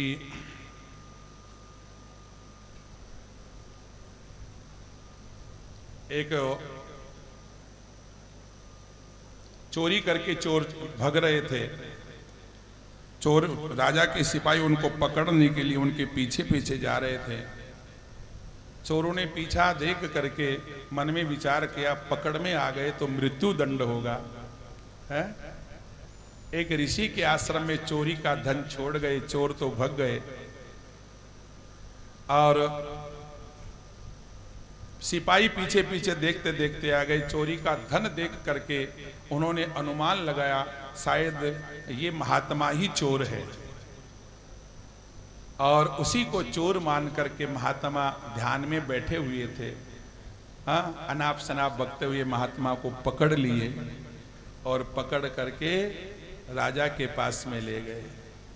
राजा के पास में ले जा करके, राजा उस समय शयन कर रहे थे। राजा से कहा, महाराज चोरी का माल भी मिल गया, चोर भी मिल गया। राजा ने सोते सोते कह दिया, सूली पर चढ़ा दो। है? कोई देखा नहीं चोर कौन है, सूली पर चढ़ा दो, फांसी पर चढ़ा दो, जो भी मृत्युदंड। अब सूली पर चढ़ाए गए या फांसी पर चढ़ाए गए, सब फैल हो गए, फांसी लगी नहीं है। एक दो बार यत्न प्रयत्न किया, असफल रहे। अंत में जाकर के जो उन्होंने कहा महाराज से कि महाराज ऐसे हुआ, पहली बार सब प्रयत्न फेल हो गए हैं, असफल हो गए, फांसी वासी नहीं लग रही है। राजा स्वयं आकर के जब देखा कि वो तो महात्मा है, चरणों में गिर गए राजा, और राजा चरणों में गिर करके प्रणाम करने लगा। महाराज अपराध हो गया है, मुझे क्षमा करो, मैंने पहले देखा नहीं था। महात्मा ने विचार किया, उनको क्या कोई न कोई श्राप देना था, न कोई आशीर्वाद देना था। सीधे चले, कहाँ गए? सीधे यमराज के पास। हाँ, ऐसे ऐसे हमारे संत महापुरुष थे। सदेह धर्मराज के पास में गए। धर्मराज के पास में जाकर के कहने लगे, अरे धर्मराज, निकालो तुम्हारा भई खाता। हमने ऐसा कौन सा पाप किया जो आज हमको सूली पर चढ़ना पड़ा? है? धर्मराज भी घबरा गए। चित्रगुप्त से कहा, निकालो इनका भई खाता, निकालो खाता, निकालो महात्मा जी का। खाता निकाल करके देखा, जीवन में कोई पाप नहीं किए। फिर भी धर्मराज चित्रगुप्त से कहने लगे, जल्दी से ढूंढो, कोई ना कोई कना पन्ना चिपके उड़ा रह जाए। हाँ, ये महात्मा है? तो फिर चित्रगुप्त ने खोजा, खोज करके धर्मराज से कहा, महाराज थोड़ा सा पाप इन्होंने किया है। ये इनकी जब बाल्यावस्था थी, ये बालक रूप में थे, उस समय एक सूल लेकर के, जो छोटे छोटे हरे पेड़ होते हैं, उन पे एक पीला पीला एक पक्षी होता है, जिसको हम हमारे उधर तो राम जी की गाय कहते हैं, या कई जगह राम जी का घोड़ा भी कहते हैं। तो ये पीला पीला जो एक जानवर था उड़ने वाला, तो ये जब छोटे थे ना महात्मा, तो उन्होंने सूल लेकर के उस पक्षी या जानवर की आंख फोड़ दी थी। बस इतना सा पाप किया। इस पाप के कारण से इनको सूली पर चढ़ना पड़ा। मृत्युदंड नहीं था, केवल चढ़ने की सजा थी फांसी पर। हाँ, अब तो महात्मा जी को बड़ा क्रोध आया। क्रोध आकर के धर्मराज से कहने लगे, हे धर्मराज, तुम्हारी ये न्याय व्यवस्था ठीक नहीं है, ये दंड व्यवस्था आपकी ठीक नहीं है। क्यों? 5 वर्ष से का बालक या उससे छोटा बालक कोई अपराध करे, किसी जीव को सतावे या अन्य कोई अपराध करे, तो 5 वर्ष का बालक तो अबोध होता है। उसको ये मालूम ही नहीं रहता है कि मैं पाप कर रहा हूं या पुण्य कर रहा हूं। पाप पुण्य का बोध नहीं रहता है। इसलिए बिना सोचे समझे दंड व्यवस्था आपने निर्धारित करी है, गलत है। तुम इस आसन पर बैठने के योग्य नहीं हो, जाओ, मैं तुमको श्राप देता हूं, 100 वर्ष तक शूद्र बन जाओ। मांडव्य ऋषि का श्राप था। उस मांडव्य ऋषि के श्राप से स्वयं धर्मराज शूद्र बन करके, दासी पुत्र बन करके आए और विदुर जी बने। तो साक्षात धर्मात्मा यही कह रहे हैं, सुखदेव जी महाराज कह रहे हैं, स निर्गतः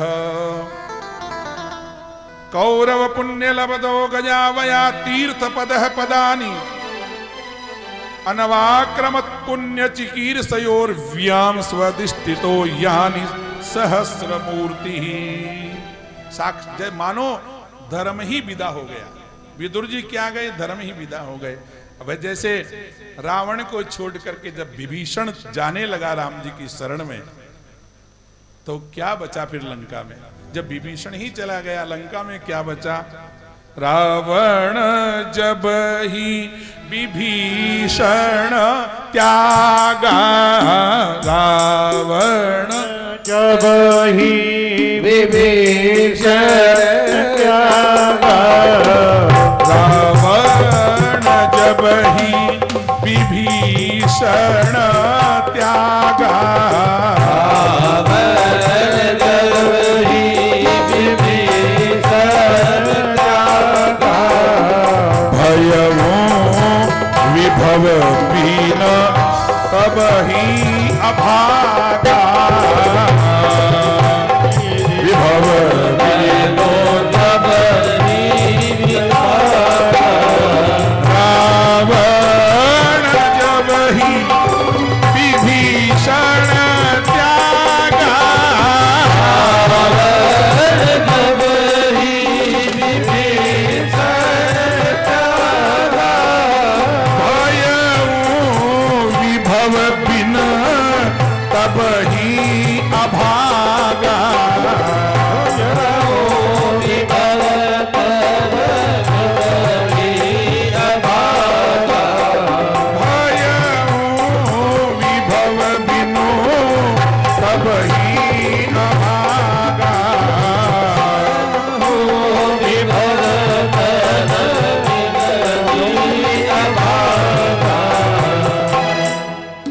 सच्चिदानंद भगवान की। इस प्रकार से धर्मराज साक्षात विदुर जी महाराज विदा होकर के धनुष बाण देहली पर रख करके और वनवास में चले गए और वहां जाकर के उद्धव जी से मैत्री जी से उनका भेंट हुआ। मैत्री जी ने पूरा की पूरी भगवान की कथा विदुर जी को सुनाई। सृष्टि विषयक जो भी प्रश्न थे मैत्री जी ने सुनाए। नारायण की नाभि से कमल हुआ, कमल से ब्रह्मा जी प्रकट हुए, ब्रह्मा जी के 4 मुख प्रकट हुए, 4 मुखों से 4 वेद उपवेद आदि प्रकट हुए। ब्रह्मा जी से सबसे पहले ब्रह्मा जी प्रकट होकर के नारायण का जब दर्शन हुआ तो ब्रह्मा जी ने हाथ जोड़ करके कहा, प्रभु आदेश करिए। तो नारायण ने कहा, सृष्टि की रचना करो। बस यही है, क्योंकि हमारी इच्छा है एको हम, मैं एक हूं, बहुत से बन जाऊं, कुछ लीला करूं, है? तो फिर ब्रह्मा जी से कहा, तुम जो है सृष्टि की रचना करो। उस समय ब्रह्मा जी ने अपने मानसिक सृष्टि की रचना करी। सबसे पहले ब्रह्मा जी के मन से सनकादि महात्मा प्रकट हुए। सनक, सनंदन, सनातन, सनत कुमार, ये 4 महात्मा प्रकट हुए। सृष्टि विस्तार के सनकादि ने सृष्टि विस्तार के लिए कहा। ब्रह्मा जी ने अपने पुत्रों से कहा, सनकादि महात्माओं से, बेटा हे पुत्रों, जैसे नारायण का आदेश है वैसे तुम सृष्टि की रचना करो। सनकादि महात्माओं ने मना कर दिया, हमारे से ये काम होने वाला नहीं है, हम नहीं करेंगे। ऐसा कह करके सनकादि महात्मा तो चले गए। अब ब्रह्मा जी को फिर चिंता हो गई, बड़े क्रोधित हो गए। मेरे ही पुत्र हैं, कहना नहीं मान रहे, आज्ञा का अवहेलना कर रहे हैं, उल्लंघन कर रहे हैं। तो फिर क्रोध आ गया। अर्पित आपको पुत्र संतान कोई आज्ञा का पालन नहीं करे तो क्रोध तो आवे। क्रोध आने पर उनकी भ्रुकुटी के मध्य से एक बालक पैदा हुआ, नील लोहित, नीला नीला सा, भ्रिकुटी के मध्य से प्रकट हुआ। और प्रकट होते ही वो बालक रोने लगा जोर जोर से। ब्रह्मा जी ने कहा, मार मार रुद्र, मार रुद्र, अरे रो मत, रो मत, रो मत। हाँ, रुद्र नाम रोने का है। तो ब्रह्मा जी ने कहा, मार रुद्र, मां माने नहीं, रुद्र माने रो, मत रो, मत रो। सुनो सुनो, यद रोधि ही सुरश्रेष्ठ सोद्वेग इव बालकः ततस्त्वाम अभिधास्यन्ति। वो रोता रोता पैदा हुआ, इसलिए उसका नाम रख दिया रुद्र इति ही, नामना रुद्र इति प्रजा, रुद्र नाम रख दिया। अब रुद्र का मतलब शंकर भगवान। ब्रह्मा जी के भ्रिकुटी के मध्य से भगवान रुद्र प्रकट हुए। 11 रुद्रों की रचना हुई और 11 रुद्र के बस सृष्टि की रचना करो। तो सृष्टि की रचना करें तो महाराज कैसे करें? 11 रुद्राणियों की व्यवस्था करी, रचना करी। मन्यो मनोमहिरस महाशिव उग्र रेता भव काल इत्यादि 11 रुद्राणी, धी उषणा उमा नियुत अंबिका सुधा दीक्षा इत्यादि। ब्रह्मा जी ने कहा सृष्टि की रचना करो। अब जैसे पिता वैसे ही संतान बने। नीला नीले थे भगवान भोलेनाथ का स्वरूप, आकृति वगैरह। तो जैसे पिता की आकृति निर्वर्ण हो वैसे ही संतान हो। काली काली सृष्टि हो गई है और सृष्टि की रचना करे। अब वो प्रजा तो पैदा तो हो गई, लेकिन जो ब्रह्मा जी ने सृष्टि की रचना करी पहले उसी ब्रह्मा जी की सृष्टि को ही खाने लग गई। ब्रह्मा जी ने कहा क्या, शंकर भगवान से अलम प्रजा भी सृष्टि भी ही। अरे ब्रह्मा जी महाराज शंकर भगवान से कहा रुको रुको रुको, तुम्हारे बस की बात नहीं है। अलम प्रजा भी सृष्टा भी इद्रिशी इद्रिशी ही सुरोत्तम मया सह दहंति भीर दिसर चक्षुर भीरुलवणई। ब्रह्मा जी ने मना कर दिया, तुम्हारे बस की बात नहीं है, तुम तो जाकर के तपस्या करो। ब्रह्मा जी ने फिर विचार किया, आज्ञा नारायण की है, 10 पुत्रों को उत्पन्न किया, मरीचि आदि, मरीचि अत्रि अंगिरा पुलस्त्य पुलह क्रतु भृगु वशिष्ठ दक्ष और नारद, एक कन्या सरस्वती नाम की कन्या उत्पन्न हुई। अच्छा, सब एक ही नारायण के ही रूप हैं सारे। हाँ, आपने भगवान भोलेनाथ की आरती अगर पढ़ी हो तो उसमें एक लाइन आती है, ब्रह्मा विष्णु सदाशिव जानत अविवेका। अविवेका, जो ब्रह्मा को अलग माने, विष्णु को अलग माने, रुद्र को अलग माने, वो अविवेकी पुरुष हैं। अविवेकी का मतलब मूर्ख हैं। क्यों? दूसरी लाइन में जवाब दिया, क्यों कि ओमकार के मध्य ये तीनों एका, ये तीनों ही एक हैं। और संत लोग ऐसा कहते हैं, ये सब नारायण की तो लीला है। कहीं क्षीर समुद्र में सोता हूं, नारायण स्वयं कह रहे हैं, कहीं क्षीर समुद्र में सोता हूं और नाभि कमल उपजाता हूं, नाभि कमल के द्वारा ही मैं ही ब्रह्मा बन जाता हूं। नाभि कमल के द्वारा ही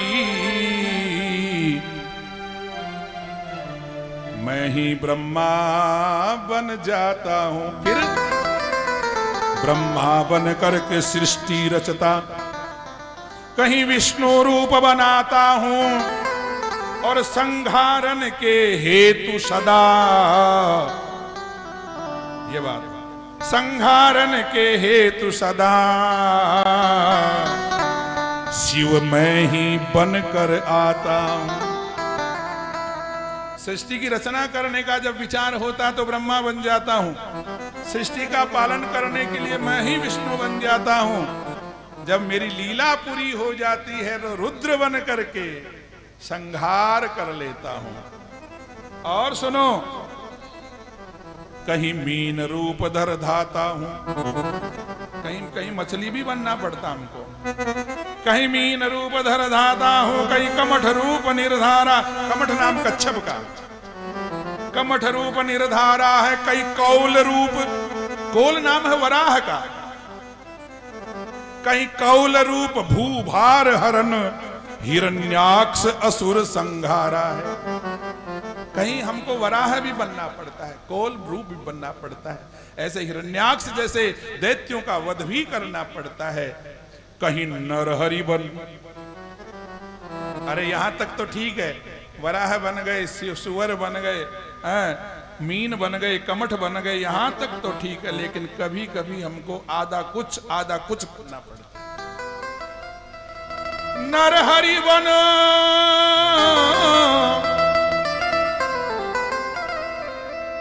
नरहरि बन, नरहरि बन झट असुर मार कर अपना भक्त उबारा है। कहीं नंगे पांव धाता हूं जब गज सा दीन पुकारा, कहीं नंगे पायन धाता हूं जब गज सा दीन पुकारा है।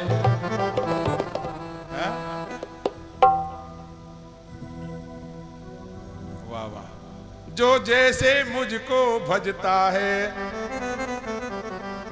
मैं वैसे उसको चाहता हूं। ये यथा माम प्रपद्यन्ते, गीता में भी स्पष्ट कहा है भगवान ने, ये यथा माम प्रपद्यन्ते तांस तथैव भजाम्यहम्। जो जैसे मुझको चाहता है, जो जैसे मुझको भजता है, मैं वैसे उसको चाहता हूं। कहीं माखन मुझे सुहाया है, हाँ मैं बहुत महंगा हूं, महंगे में बहुत महंगा हूं, कोई खरीद नहीं सकता। सस्ता इतना हूं कि मैं निशुल्क बिक जाता हूं, कोई शुल्क नहीं है। महंगा तो कितना हूं, कहीं माखन मुझे सुहाया है। सस्ता कितना हूं, कहीं खिचड़ी जाकर खाता हूं, खिचड़ी भी खानी पड़ती है, इतना सस्ता भी हूं मैं। हमारे कर्माबाई का खिचड़ा खा गए, कितने सस्ते भगवान है। कहीं नंगे, कहीं माखन मुझे सुहाया है, कहीं खिचड़ी जाकर खाता हूं, और कहीं छप्पर को छपवाता हूं, तो कहीं नाई बनकर जाता हूं। कहीं मेरे को छान भी बांधनी पड़ती है, भगवान कह रहे हैं, तो छान बांधनी पड़ती है, कहीं नाई बन करके, सैन भगत बन करके, और मेरे को सेवा भी करनी पड़ती है। नाई बनकर जाता हूं,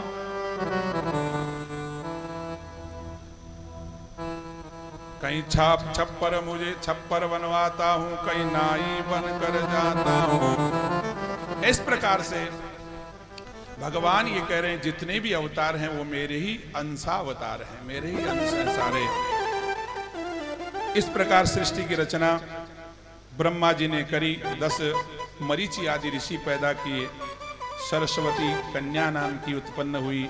सरस्वती को देखा, उसके सौंदर्य को देखने लगे ब्रह्मा जी स्वयं। मरीचि आदि ऋषियों ने कहा पिताजी ये अच्छा नहीं है, अपने पुत्री की सुंदरता को भी पिता महाराज को दर्शन नहीं करना चाहिए कभी, इसलिए तुमने अच्छा नहीं कर रहे हो। ऐसा जब देखा सुना, ब्रह्मा जी लज्जित हो गए, शरीर को छोड़ दिया। 2 भाग हुए, एक भाग को दिशाओं ने ग्रहण किया, उसका कोहरा बन गया, जिसको ये धुंध वगैरह कहते, कोहरा बन गया। दूसरे भाग फिर ब्रह्मा जी प्रकट हुए दूसरे भाग से, और उसी से जंघाओं से मंथन किया ऋषियों ने। मंथन करने पर दाहिनी जांग से मनु महाराज प्रकट हुए, और बाईं जांग से शतरूपा महारानी प्रकट हुई। इसलिए तो पुरुष का दाहिना अंग है और स्त्री का वाम अंग है, वामांगी है। वाम अंग से मनु महारानी शत्रुपा, और दाहिने अंग से महाराज मनु प्रकट हुए। प्रकट होकर के हाथ जोड़ करके कहने लगे आदेश करो। तो ब्रह्मा जी ने कहा यही आदेश है, हमारे महाराज का आदेश है, ब्रह्मा जी का आदेश है, सृष्टि की रचना करो। मनु शत्रुपा कहने लगे सृष्टि की रचना तो कर देंगे, आपकी आज्ञा का पालन अवश्य कर, अवश्यमेव करिष्यामि, अवश्य करूंगा, परंतु रहने के लिए जगह नहीं है। इसलिए उस समय जल ही जल था, इसलिए रहने के लिए जगह का व्यवस्था कीजिए। ब्रह्मा जी बड़े चिंतित हो गए कि वास्तव में ठीक बात है। उस समय पृथ्वी रसातल में गई हुई थी, ऊपर जल था। ब्रह्मा जी चिंता करने लगे पृथ्वी का उद्धार कैसे करें। चिंतन करते करते उसी समय उनके नासा छिद्र से एक वराह का शिशु निकला। नासिका के अग्रभाग से, नाक से वराह का बच्चा निकला। अपनी भाषा में सुअर कहते हैं, और सुअर भी ये नहीं जो हमारे नालियों में जो घूमते फिरते, ये नहीं। सुअर वो लंबे लंबे दांतों वाले, जिसको आपने कभी दर्शन किया होगा जंगलों में, हाँ वो वराह है, श्रेष्ठ वराह है। वरनाम श्रेष्ठ का है, वराह है भगवान। तो ऐसे जो जंगली जो सुअर हैं वो मांसाहारी नहीं होते हैं मार्शल जी, हाँ वो कंदमूल फल खाते हैं केवल मत। आज भी उनके हाथी के जैसे दांत होते इतने लंबे लंबे, बाहर से डाडों के नीचे से हाथी के जैसे। ऐसा रूप में भगवान ने अवतार लिया, अवतरित हुए, निकले, बालक निकले। लेकिन देखते देखते पहाड़ के समान शरीर की रचना हो गई, दिव्य रूप हो गया उनका। अब तो ब्रह्मा जी ने देखा ये सामान्य बालक नहीं हो सकता वराह का, ये साक्षात नारायण है। प्रार्थना करने लगे, नारायण से कहने लगे पृथ्वी का उद्धार करो, सृष्टि की रचना करने में व्यवधान है। उस समय ब्रह्मा जी की बात सुनकर के वराह भगवान जल में प्रवेश किए, और जल में प्रवेश करने के पश्चात वहां से पृथ्वी को उठाया। अपने डाडों के ऊपर लाने लगे। ऊपर जो है हिरण्याक्ष नाम का एक दैत्य गदा लेकर के चारों तरफ घूमता रहा, लेकिन उनके सामने कोई टिकता नहीं था, युद्ध करने वाला कोई था ही नहीं। और ऐसा कहा गया है कि हिरण्याक्ष समुद्र की लहरों से युद्ध करता था। समुद्र की लहरों से कोई युद्ध करने वाला सामने आता ही नहीं था। एक बार हिरण्याक्ष गदा लेकर के विचरण कर रहे थे आकाश मार्ग में, नारद जी मिल गए। नारद जी को देख करके प्रणाम किया, गुरुजी धोख। नारद जी ने आशीर्वाद तो नहीं दिया, भाई जीव तो रहे, क्योंकि नारद जी जानते थे कल्याण होने वाला इसका। आशीर्वाद बेकार जैसी काई गुण गया, जीव तो रहे तू यहाँ। अच्छा ठीक है भाई, ठीक। हिरण्याक्ष सुना क्या हाल चाल है बताओ। हिरण्याक्ष कहने लगा, गुरुदेव कोई लड़वाड़ो तो बताओ। हाँ, खुजली चल रही हाथों में, कई दिनों से युद्ध नहीं किया, लड़ाई नहीं की, कोई लड़ने वाला तो बताओ। नारद जी ने कहा, अरे वाह भाई हिरण्याक्ष, देखो भैया हिरण्याक्ष तुमसे युद्ध करने वाला इस समय कोई नहीं। हाँ याद आया, एक है। कौन? कि वो विष्णु वराह बन करके पृथ्वी को ऊपर ला रहे जल से ऊपर, वो तुमसे युद्ध कर सकते हैं। नारद जी महाराज ने कल्याण का मार्ग बता दिया। और हिरण्याक्ष वहां पहुंचे, जल में प्रवेश किए। उधर नीचे से भगवान नारायण वराह का रूप बना करके ऊपर पृथ्वी को ला रहे थे। भेंट हो गई, आमने सामने हो गए, युद्ध के लिए ललकारने लगा, हिरण्याक्ष युद्ध करो। नारायण ने जब देखा कि ये इतना ललकारा, युद्ध कर लें, धरती माता जो पृथ्वी को छोड़ने लगे, पृथ्वी माता भयभीत हो गई। महाराज मेरा उद्धार करो पहले, मैं कहाँ जाऊंगी, बीच में स्थिर कैसे रहूंगी। अनाप शनाप बकवास करता हुआ, अपशब्द कहता हुआ हिरण्याक्ष, तू कायर है, ये है, वो है, ऐसा है, मेरे से युद्ध नहीं कर सकता। भगवान सुनते आए और पीछे से हिरण्याक्ष भगवान को अपशब्द कहने लगे।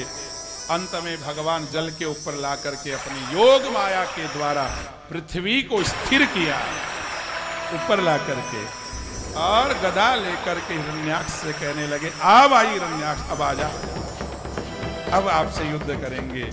बोली सच्चिदानंद भगवान की जय। वाह, युद्ध होने लगा, कई दिनों तक युद्ध चला। सज्जनों, कभी अब हिरण्याक्ष भी बहुत बलवान था। देवता हाहाकार करने लगे, महाराज जल्दी कल्याण करो इसका। भगवान ने एक ऐसा तमाचा उसके कपाल पर लगाया, छाती में, और जो ही भगवान, एक बार तो ऐसा युद्ध हुआ कि हिरण्याक्ष की गदा के प्रहार से नारायण की गदा भी छूट करके नीचे गिर गई। निहत्थे हो गए नारायण विष्णु। लेकिन वो भी उस समय था, हिरण्याक्ष कहने लगा, कोई बात नहीं, छूट गई तो वापस उठा करके युद्ध कीजिए, ऐसे नहीं युद्ध करेंगे। तो दोबारा फिर उठाए, फिर युद्ध हुआ। युद्ध करते करते जब देवता हाहाकार करने लगे, महाराज जल्दी कल्याण करो, और समय भी हो गया महाराज, फिर रात हो जाएगी, और रात होने के बाद में फिर जो है ये राक्षसों का बल बहुत ज्यादा बढ़ता है, तो कल्याण कर दो पहले। भगवान ने ऐसा मुष्टिक प्रहार किया कि हिरण्याक्ष का गोविंदाय नमो नमः। बोली सच्चिदानंद भगवान की जय। देवता स्तुति कर रहे हैं भगवान वराह की। यम योगिनो योग समाधिना रहो, ध्यायन्ति लिंगादशसो मुमुक्षया, तस्येष दैत्य ऋषभः पदाहतो, मुखम प्रपश्यम पश्यम तनुमुत्ससर्जः। देवता का विश्वास को नहीं हो कि ओ हिरण्याक्ष मर गो। हाँ, डरपता सा स्तुति करी बेचारा कि अगर वो जीव तो निकले और अपनी स्तुति सुन ली तो आपको कल्याण कर दे रुपए। सुनो, देवता ऐसी स्तुति कर रहे हैं, अगर हिरण्याक्ष जीवित भी हो तो उसे बुरा नहीं लगे, डरते हुए। अहो इमाम संस्थितिम को नु लभेत, ओहो कैसे मृत्यु पाई है, ओहो है, बुरा नहीं लगे उसको। अहो ऐसी मृत्यु को भला कौन पा सकता है। जो गति योगियों को मिलती है वही गति इस दैत्य को भगवान ने पाद प्रहार से प्रदान कर दी। अभी भी इसकी आंखें देखो खुली है, भगवान को निहार रही है। अब स्तुति नारायण की कर रहे हैं कि उसकी कर रहे हैं? कैसी इसकी आंखें खुली है, नारायण को निहार रही है। धन्य हो ऐसी मृत्यु को। ऐसे डरते डरते स्तुति करें। नारायण ने इशारा किया कि ते तो खुली करो तो गयो। अब डरने की बात नहीं है। निश्चय जान करके कि वास्तव में मर गए, तब खुल करके स्तुति की देवताओं ने। नमो नमस्ते खिल यज्ञ तंतवे, नमो नमस्ते खिल यज्ञ तंतवे, स्थितो गृहीता मल सत्व मूर्तये। वाह। दृष्ट्या हतोयम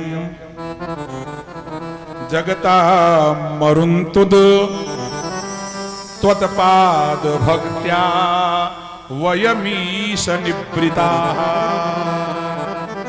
निश्चय कर लिया देवताओं ने कि अब हिरण्याक्ष उठने वाला नहीं है। खुल करके स्तुति करने लगे। नमो नमस्ते अखिल यज्ञ तंतवे। संसार को कष्ट देने वाला यह हिरण्याक्ष मारा गया। अब हमें आपकी चरणों की भक्ति के प्रभाव से सुख शांति मिल गई है। हे महाराज, हम सब देवता आपको प्रणाम करते हैं। बोली वराह भगवान की जय हो। बोली वराह भगवान की जय हो। बोले सच्चिदानंद भगवान की जय हो।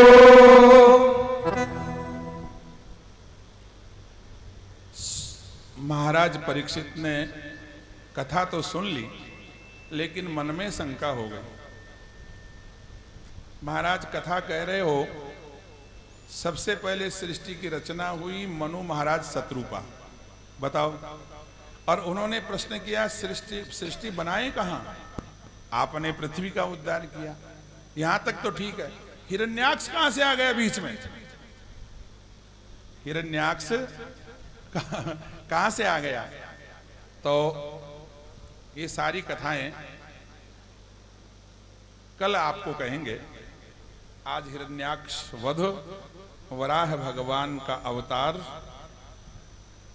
आज के इन सब कथा प्रसंगों को भगवान श्री बांके बिहारी लाल जी महाराज के श्री चरणों में, श्री राधा रानी के चरणों में, श्री चरणों में अर्पण करते हुए आज की कथा को यहीं विराम देंगे। हम सब लोग भी धन्य हैं, माँ यमुना के पुलिन तट पर, माँ यमुना के रमण रेती में बैठ करके, श्री बांके बिहारी लाल जी के चरणों में बैठ करके, श्री वृंदावन धाम में, जहाँ पर सारे समस्त देवता रमण करते हैं, जिनके रज रज में, ब्रज की रज में रजवे के मिलूं,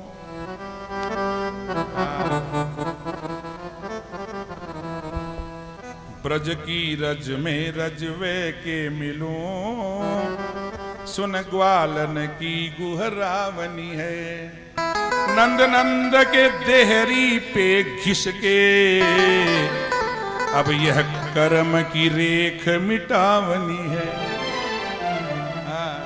ब्रज की रज